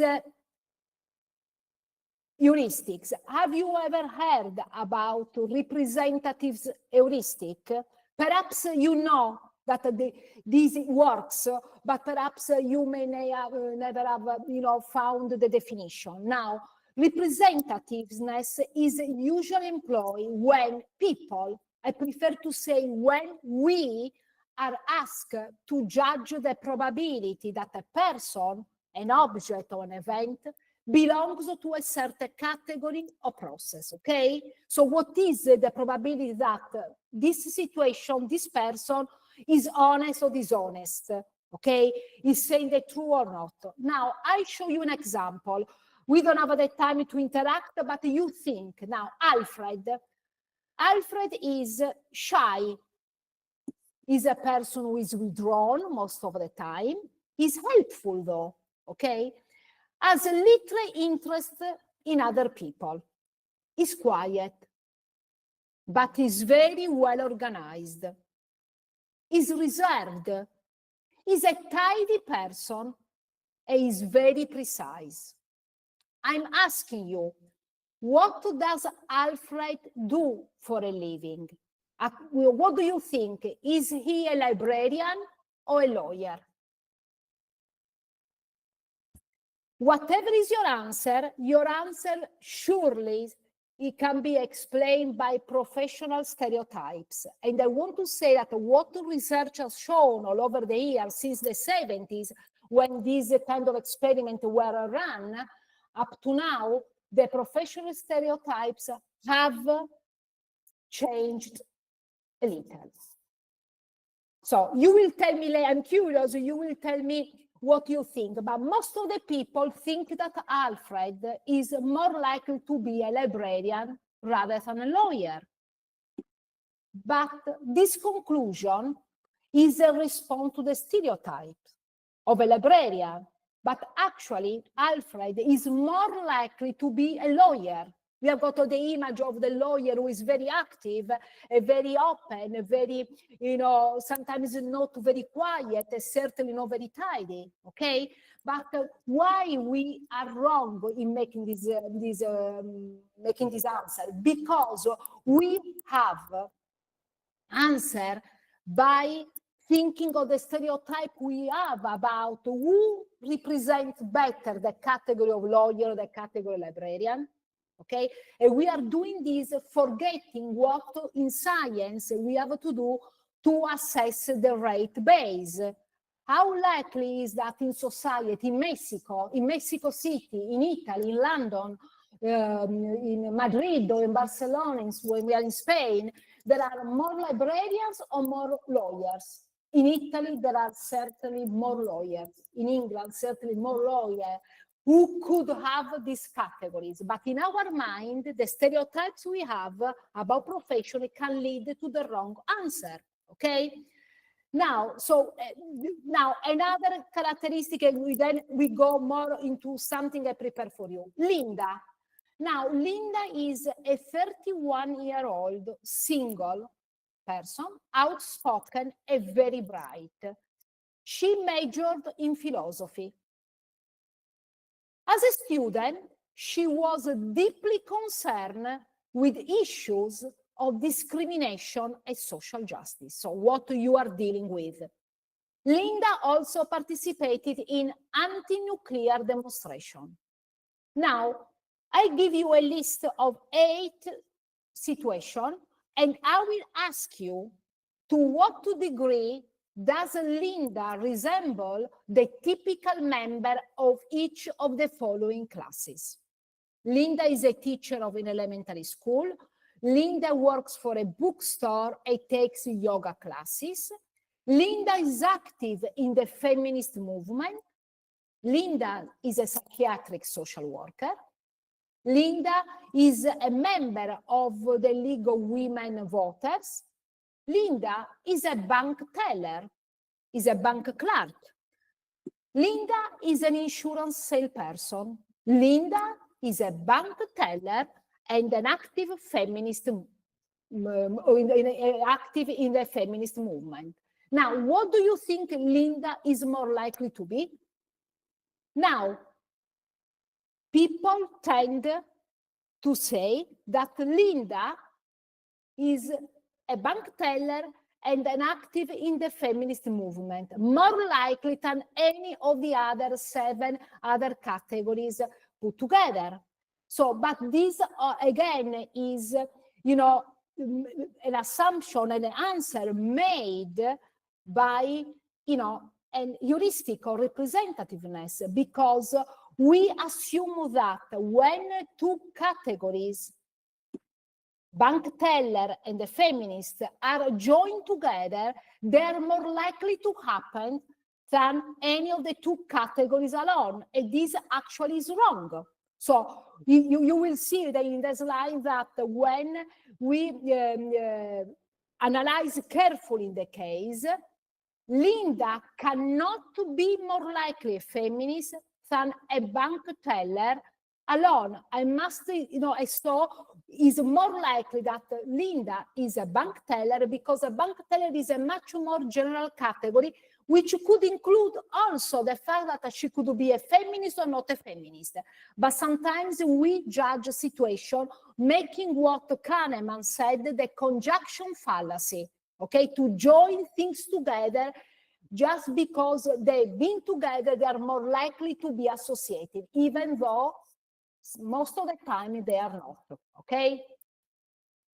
Now, I will ask you, can any of these biases affect you as judicial expert? I can say, many people will say yes. Other people may say no. I think Veronica, before, or I don't remember the colleague who asked the question, may say no, okay? But I will ask you this question, and then you may answer later. Can you think of any example in which some of these biases have influenced your judgment? Okay. Now, studies show something that judges are more resistant to noise biases, than physicians, okay? Usually judges, they tend to feel, or judges and judicial people, they tend to feel that they are much more objective than the rest of other professions. And actually, this is an illusion of being biased less than other people, okay? Actually, there is a study published in 2014 which assess, the areas of the brain and how the area of the brain can be affected differently by biases. And we know that the capacity to discern us for the others is fundamental aspect in our brain. So to define ourselves as no bias, see everybody else as more bias than us, is actually an more frequent error which we make. Okay. Obviously, how do judges assess complex and emotional matters? Because all of you access important matters which are very complex and which will include all these aspects related to children, elderly people, people suffering from health problems, from mental problems, people with disability, minority groups, LGBTQIA+, and many other people who have got a complex need which needs to be recognized, okay? I put an example of a book which is, wrote by Ian McEwan, is a very famous author translated around the world, with the Children's Act. There was a case of a judge, Fiona May, a high court judge, who was asked to find out an emergency, in an emergency situation, to have to make a judgment about Adam. Adam was a 17-year-old boy. He was affected by, a blood cancer. So he was also a Jehovah's Witness, and then he was refusing the blood transfusion that would save his life, okay? Even the parents, being Jehovah's Witnesses, they were, trying to support him, even though that meant to lose their child, okay? Fiona, the High Court judge, had to make the decision. And at the end, she said, this has been not an easy matter to resolve. So imagine the fatigue, the emotional fatigue, cognitive fatigue she was suffering from. And I have given to Adam case a lot of weight, okay? Also because I had to respect his faith, his dignity as a human being, but I have to make the decision according to the law. If you are interested, the book is a wonderful book which made me think, that could be a good example of how we can understand indirectly the workload you face when you have to make a certain decision, okay? Because research on how judges reason and come to the decision is scarce, because we can study that only indirectly, okay? Now, another bias is the halo effect in the courtroom. What is the halo effect? Georgia, Yes? do you mind if I translate the last slides? Because you have been talking for 25 minutes and it's Yeah, going to please, sorry, please. Yeah, please. otherwise Pilar, it's going to be a lot to translate. please translate. I Thank didn't you. want to cut you because it was very interesting. We have Ramon, you have a question. Sí, Billy, gracias. Thank you, Georgia. Para las personas que quieren habilitar el traductor de inglés a español, aquí les puse las indicaciones, están en unos puntitos, hay que apretarle en lo que es configuración, después se van a subtítulos, habilitan el idioma de la reunión que es en inglés y posteriormente seleccionan subtítulos traducidos en español, pero mexicano. No le van a poner español general. Y bueno, pues ya lo autorizan para las personas que deseen hacer la traducción. Muchas gracias, Pili. Oye, qué bueno, Ramón. No sabía que esto dispusiera de traducción. No, a ver, el mérito no es mío, es Alejandro Malacá de la Dirección General de Servicios Generales que nos hizo favor de.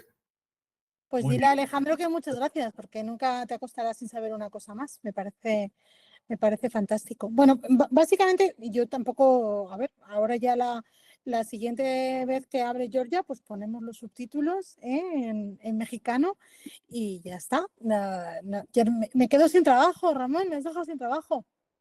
¿Qué te parece? Bueno, yo quería comentar un poquito lo que ha dicho Georgia, porque a veces también los nombres en castellano o en español son diferentes, ¿no? Bueno, pues Georgia nos estaba hablando un poco de lo que son los sesgos que puede haber en el sistema judicial. Entonces nos ha comentado lo que sucedió con Daubert en la Corte Suprema, ¿no? Y que bueno, que cada vez tenemos más cuestiones que conocer, ¿no? Cuando estamos en los juzgados, en los tribunales, pues hay cosas del método científico que tenemos que saber, pues en vuestro caso múltiples cuestiones, ¿no? De muy variado tipo, pues tenéis que saber de pueblos originarios, tenéis que saber de discapacidad, tenéis que saber de tecnología, tenéis que saber de muchas cosas, ¿no? Y cada vez la tarea de ser juez es más complicada, ¿no? Y máxime, pues como hablábamos los primeros días, ¿no? Lo vanguardistas que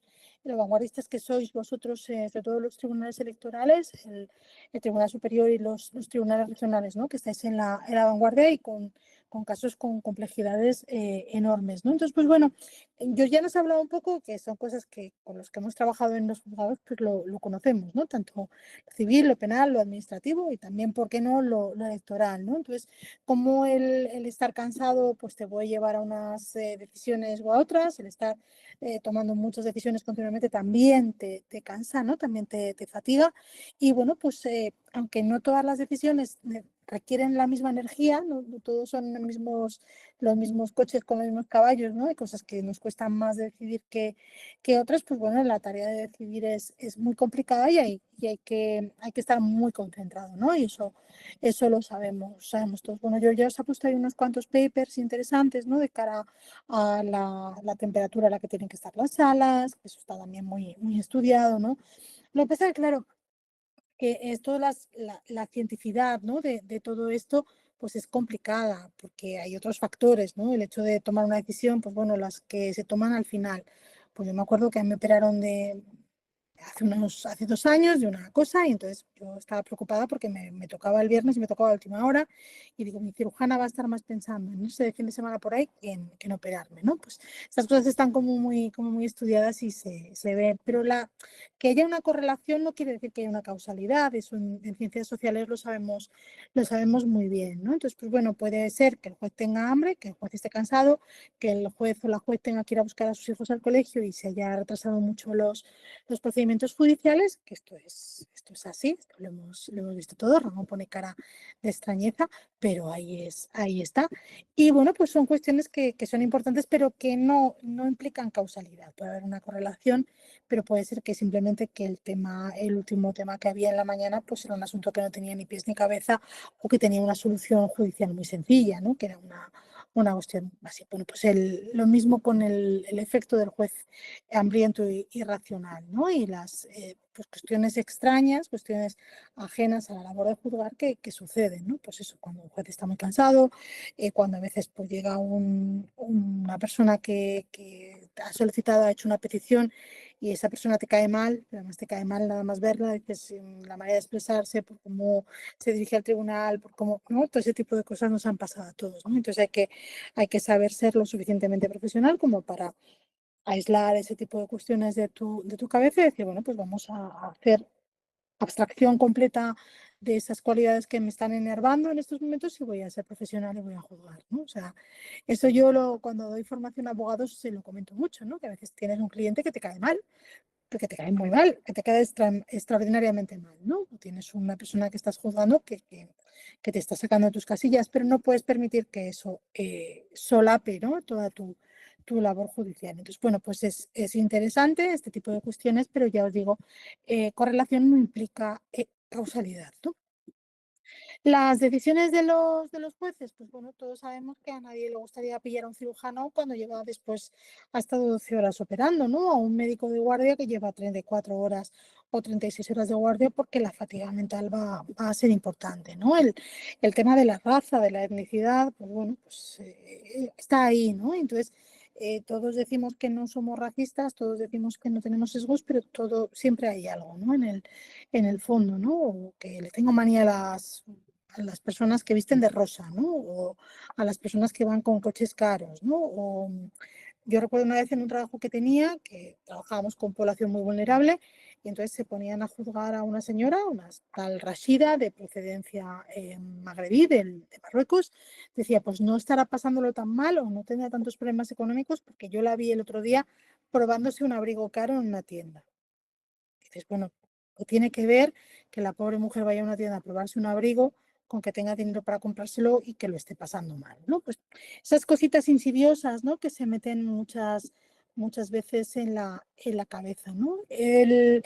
La cuota esta, la cita esta que ha puesto de Benjamin Franklin me parece muy interesante, ¿no?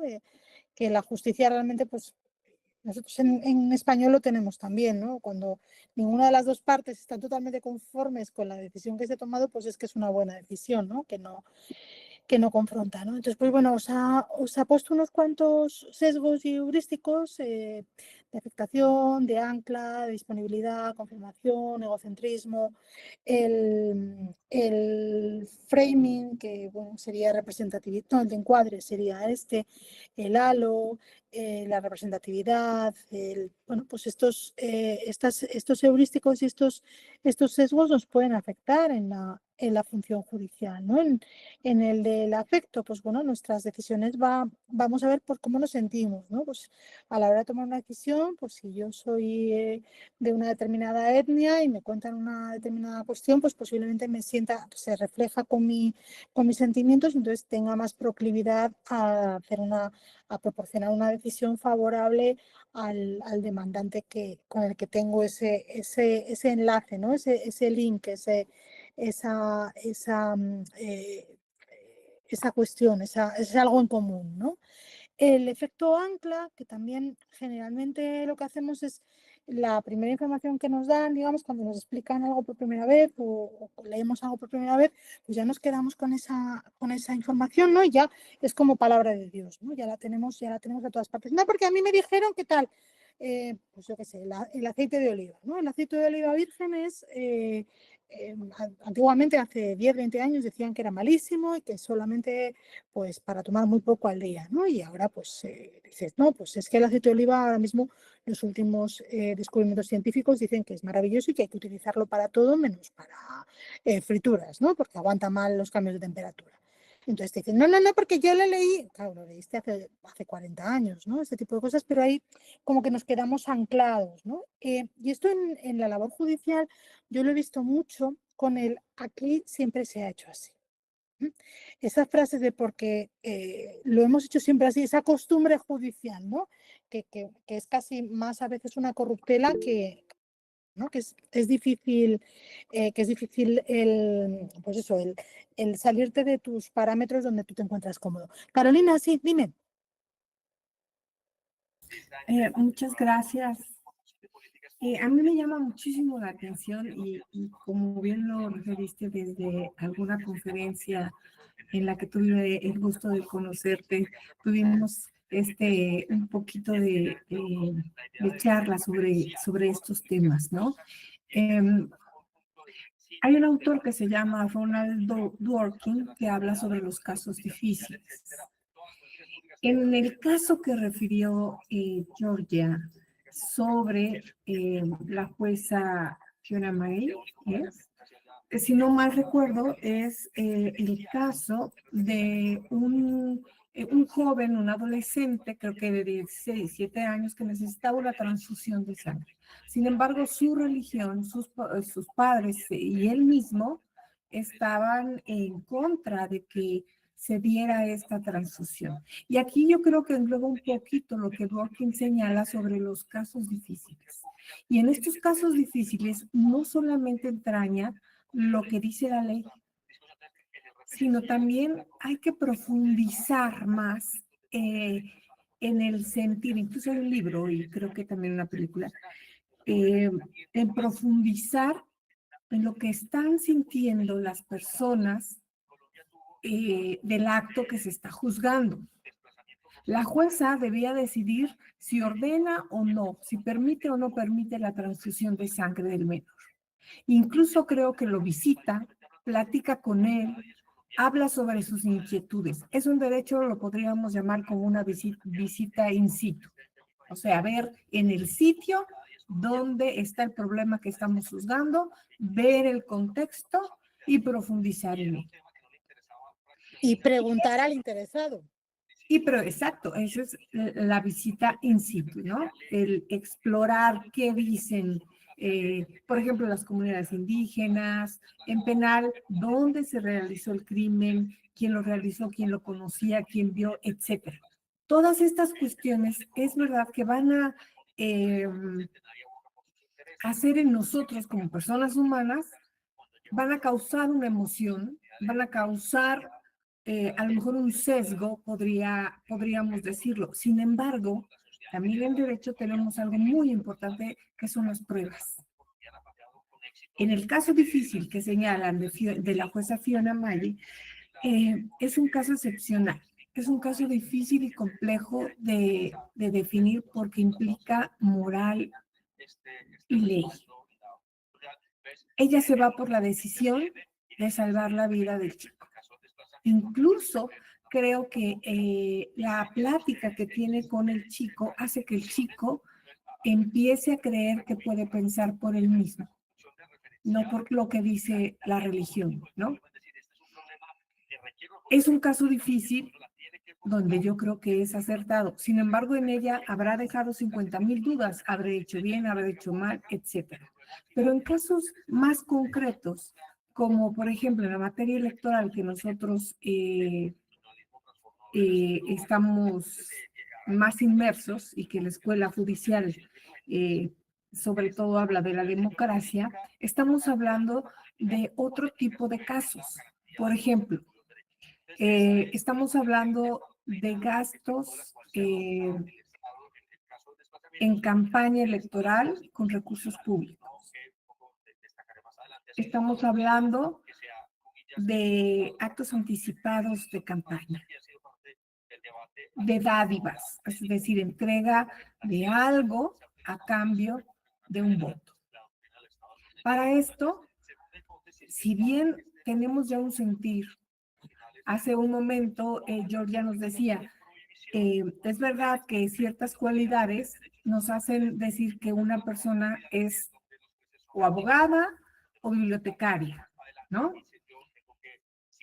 Sabemos ya per se, no sé si en sus países, pero en México, la profesión de un abogado generalmente ya lleva una preconcepción de que es tranza. Tranza, Georgia, es tramposo, es buscarle ahí el modo de hacer las cosas hacia una vertiente, ¿no? Pero yo creo desde la experiencia que yo he tenido en los casos que he tenido con los magistrados y magistradas que he tenido la suerte, el honor de trabajar, y nosotros nos remitimos en estos casos a las pruebas. No puedes probar que alguien gastó dinero público porque es evidente, todo el mundo lo sabe. Sí, pero las pruebas. Entonces aquí nos vamos un poco a cómo está conformada nuestro sistema constitucional y nuestro sistema normativo.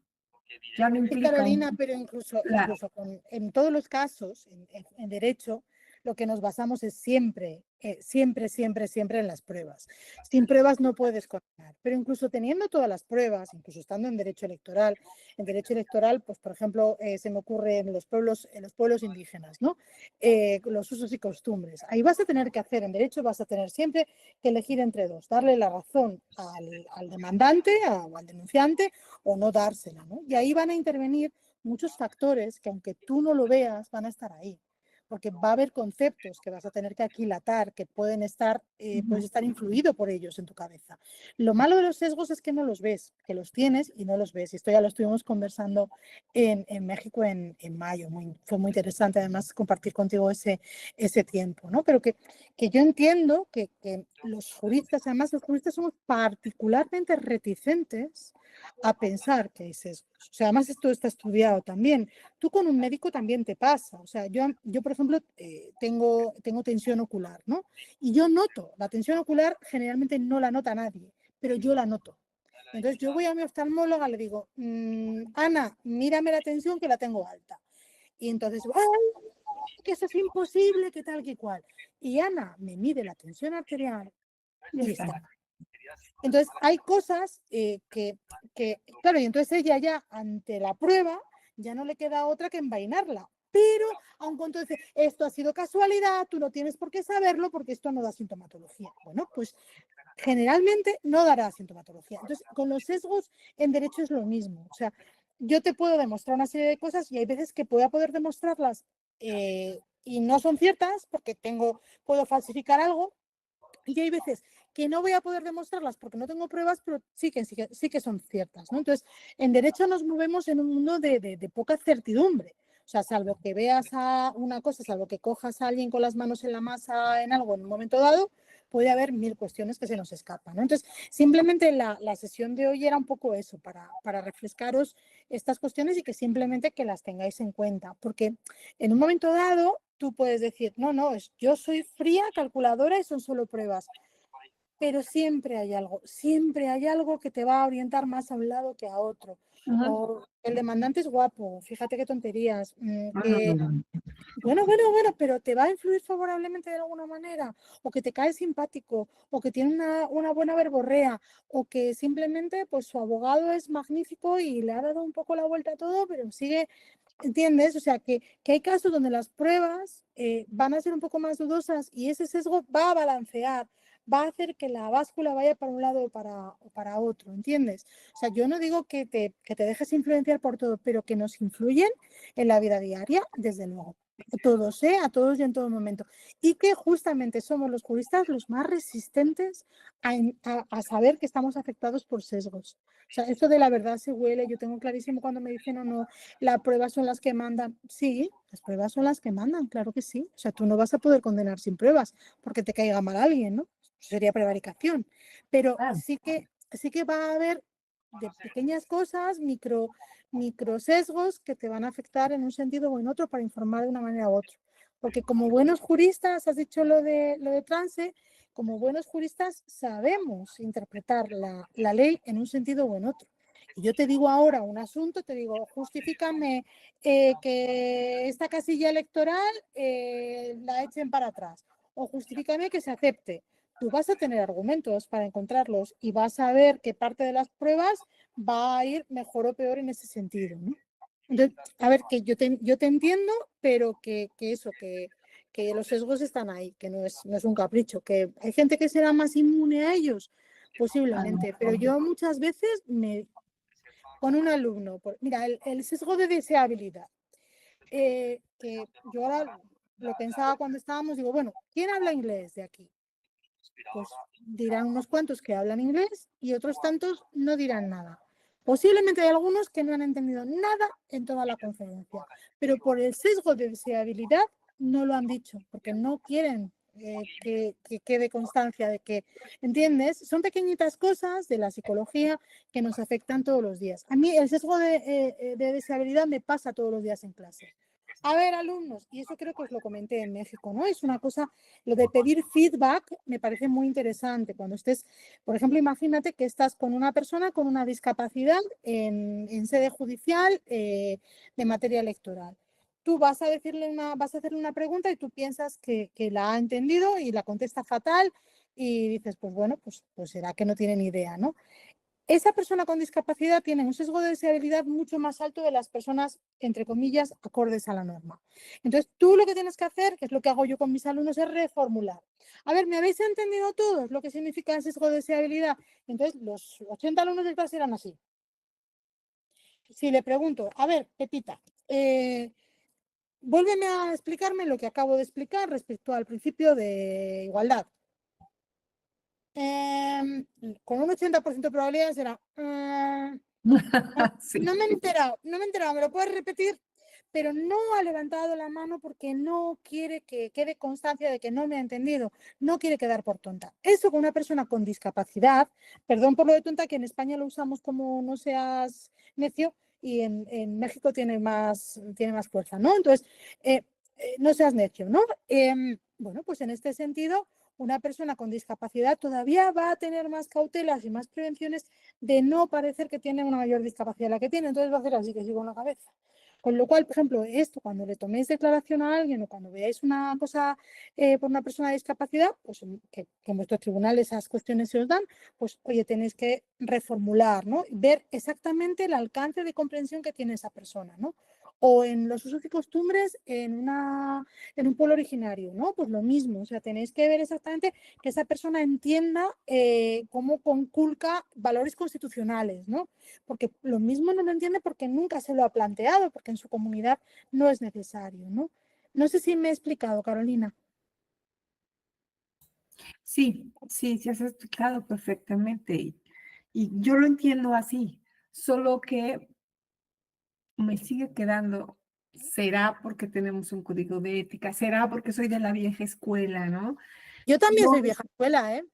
o tengo otro tipo de entender o de conciencia, pero cuando no hay una prueba contundente, pero hay indicios, caray, yo lo razono y digo, no, aquí me quieren sorprender y explico por qué la prueba no es lo que quiere darme a entender, ¿no? Y Pero puede estás ser haciendo una fingido. valoración. Pero estás haciendo una Exacto. valoración. Y al hacer una valoración, todos tus sesgos que tienes en tu persona están todos ahí, Carolina. Lo Será, quieras o no lo quieras, pero no, tú, sí, yo como decía entiendo que, Ortega, yo soy yo en mis circunstancias, ¿no? Tú eres tú, tus circunstancias, tu educación, tu código de valores, tu formación, eso eres tú, con tus sesgos también, con tus exacto, heurísticos, con todo. que, Cerramos, que que si no, no nos da tiempo. en algunos casos no debería de ser, ¿verdad? No No, no debería ser. debería ser Tenemos el nunca. ser y el deber ser. No debería ser nunca, pero por Exacto. eso te digo que es bueno ser consciente, porque en determinadas ocasiones es, ostras, ¿no? Tú ahora con estas clases y tal, con lo que estuvimos hablando en México, tú ahora ves y dices, anda, pues tal vez por aquí me estoy dejando llevar por cosas que yo pienso que son como tienen que ser, ¿no? Y que son así y ya está. Entonces, pues eso, que lo mismo te sorprendes, que hay que hacer más introspección, ¿sabes? Y a Bueno, veces pues yo vamos sí me he dejado la mosca atrás de la oreja en cada caso que pienso que me hace razonar más y pensarle más claro. en lo que voy a decidir. Sí, Por eso eso es meter esta muy sesión, cierto. ¿vale? Gracias por tu aportación, Carolina. Siempre un placer. Muchas gracias a ustedes. Georgia, querida, yo creo, Georgia, dear, I think you should go to the final. I will probably hand them some papers about the different biases in Spanish for them to read and understand. And the exercise probably I will do something similar for them. Okay. So if you don't mind, you go on, and because we have just 25 minutes. And time is gold, no? Yeah, Pilar, thank you. I'm not so sure if I followed everything in the discussion with Carolina, but I want to thank Carolina because Carolina said something I think interesting. One thing, Carolina said that the example I gave, which are the example, the Nobel Prize gave. So I took, I borrow some of the example which are very basic. Carolina, you are right. They are very basic. A court case is much more complicated than deciding if somebody is a lawyer or is a librarian. You are right, but that is just to give an example to make us, think in a critical way. And it's also true that I guess you in your core, as an expert, you deal perhaps with different cases, really different from the one in the book, the Children's Act, when the boy was, decided, judge has to decide about the case if, how the child was affected by a tumor on the blood. And I understood that the court, the judge in some cases needs to do in loco, so needs to go where the person lives in order to assess the case. And that is a very good point because you underline the importance of contextualize the situation.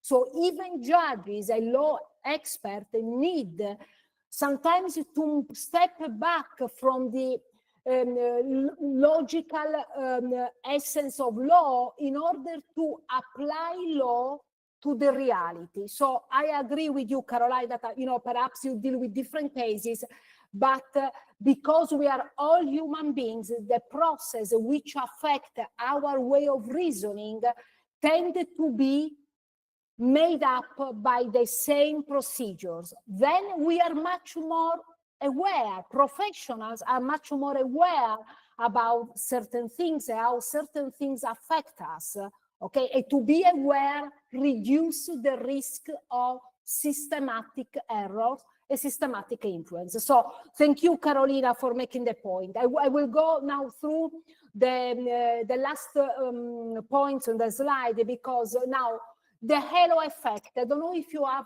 ever heard of this bias, but sometimes we use some first impressions or some first information to make a big picture and a big explanation of the situation, because not all the times we can act with a scientific method and with a logical formal method, because we can't expect to make a decision when we have got all the information. Sometimes there is no time, because if that were the case, we would never arrive to any decision, okay? So sometimes this halo effect is summarized by the fact that beautiful is good. So when we see that somebody has got some certain pleasant characteristics, we assume that it's not only pleasant, but the person is also honest, tidy, well-being, and a good citizen, okay? Now, I will show you these two photos, okay? Now, I would like to ask you what stands out about these two women. Perhaps you can say they are different coloring, they are different age, but they have got something in common. Both of them commit sexual abuse against children. This one, but one stands out, for their look, to the point that even in a court in Florida, she was judged too pretty to go to prison. She was a school teacher who started having sexual relationship with their students, juvenile, a minor, so they couldn't give informal consent, but because of her look, she was judged too good to go to prison, so she was sentenced to alternative measure to detention, while this other woman on the right commit similar offense, but she was sentenced to prison. Now, that is perhaps a general example which does not apply to you specifically, but certainly these are examples which have affected judges, so people who had your training and your knowledge, who unconsciously were affected by this bias, okay? And there are so many other cases. Now, I made, and then I will go to the conclusion, a case for you, which perhaps will go more in your expertise, I don't know, but I try to make a case. A judge has to decide whether to grant social benefits, but the scarcity of resources implies that only one of these two people could receive social support, okay? Obviously, we tend also to change our assessment and judgment the more new information arrives to us. But I give you the story of Maria and Cordelia, okay? Now, Maria is described in a more specific and vivid terms. She's a marginalized woman. She's 40-year-old with a significant limp. She doesn't walk properly. She's separated from her partner. She has a child. She doesn't own a car. And she does not work. Okay? We go to Caroline. We have got about her this very more simple information. She's a woman, 25 years old. She doesn't have any physical impairment. She's single. She doesn't have a child. She doesn't own a car, and she doesn't work. We have got this information by the social workers, the clinical cases, and we need to decide, okay? What is, I'm asking, because it's very difficult to understand how judicial people or judges arrive to reach the decision. It's very difficult because usually judicial people tend, to keep themselves to themselves. They don't want to, rightly so, to share the process of decision, okay? But I ask you, to whom you are more likely to grant the social benefits, to Maria or to Cordelia? And we know that assessment varies progressively depending on the new information we added, okay? Now I can tell you this. We learn that one of these two women owns an estate that brings her nearly $1 million a year. This is why she doesn't work. She has got a private insurance and she has a loving family to support her. Another reason why she doesn't work. However, she prefers to remain isolated and refuse any form of help. Now, would it be more likely to be this woman, Maria or Cordelia? This is an exercise, but this sort of exercise makes us think the way we sometimes reach a certain decision, because sometimes all the information, even in court, are not complete, okay? Now, I will ask you another question. Would the assessment be different if the person were a man? We have to ask this question. And the reason I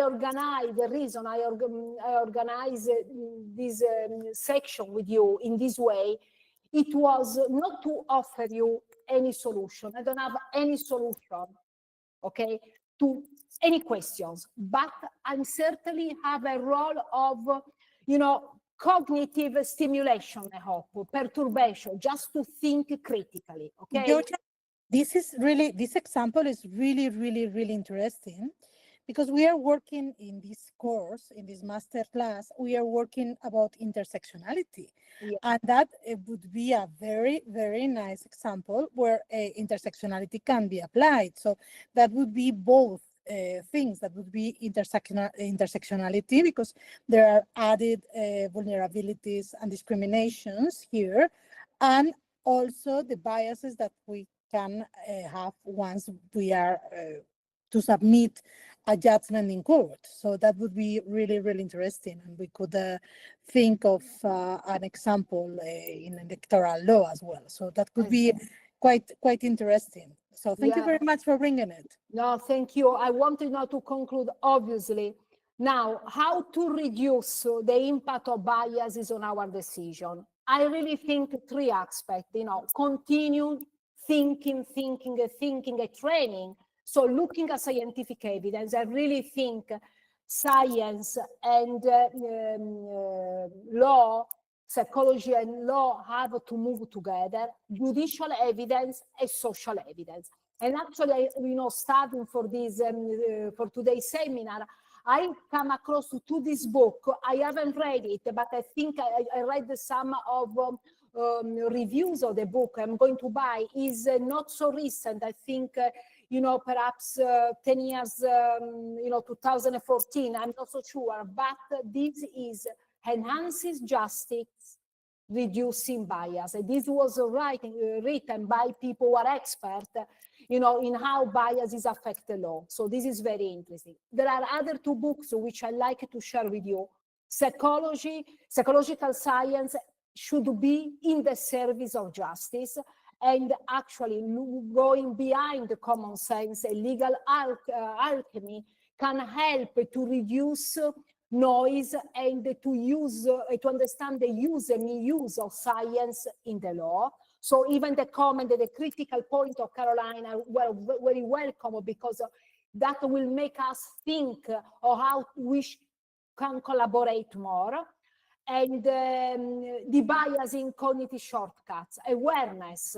Sometimes people prefer not to know in order to be happier, because they need to protect themselves. Sometimes strong, real information can upset ourselves. Like Pilar made an example about a diagnosis. A lot of people who have got serious medical diagnosis prefer not to know, because that will affect the knowledge, will affect their living. So it's called self-fulfilling prophecy. So, but in order to debiasing our shortcuts, we need to be aware and to enhance cultural sensitivity.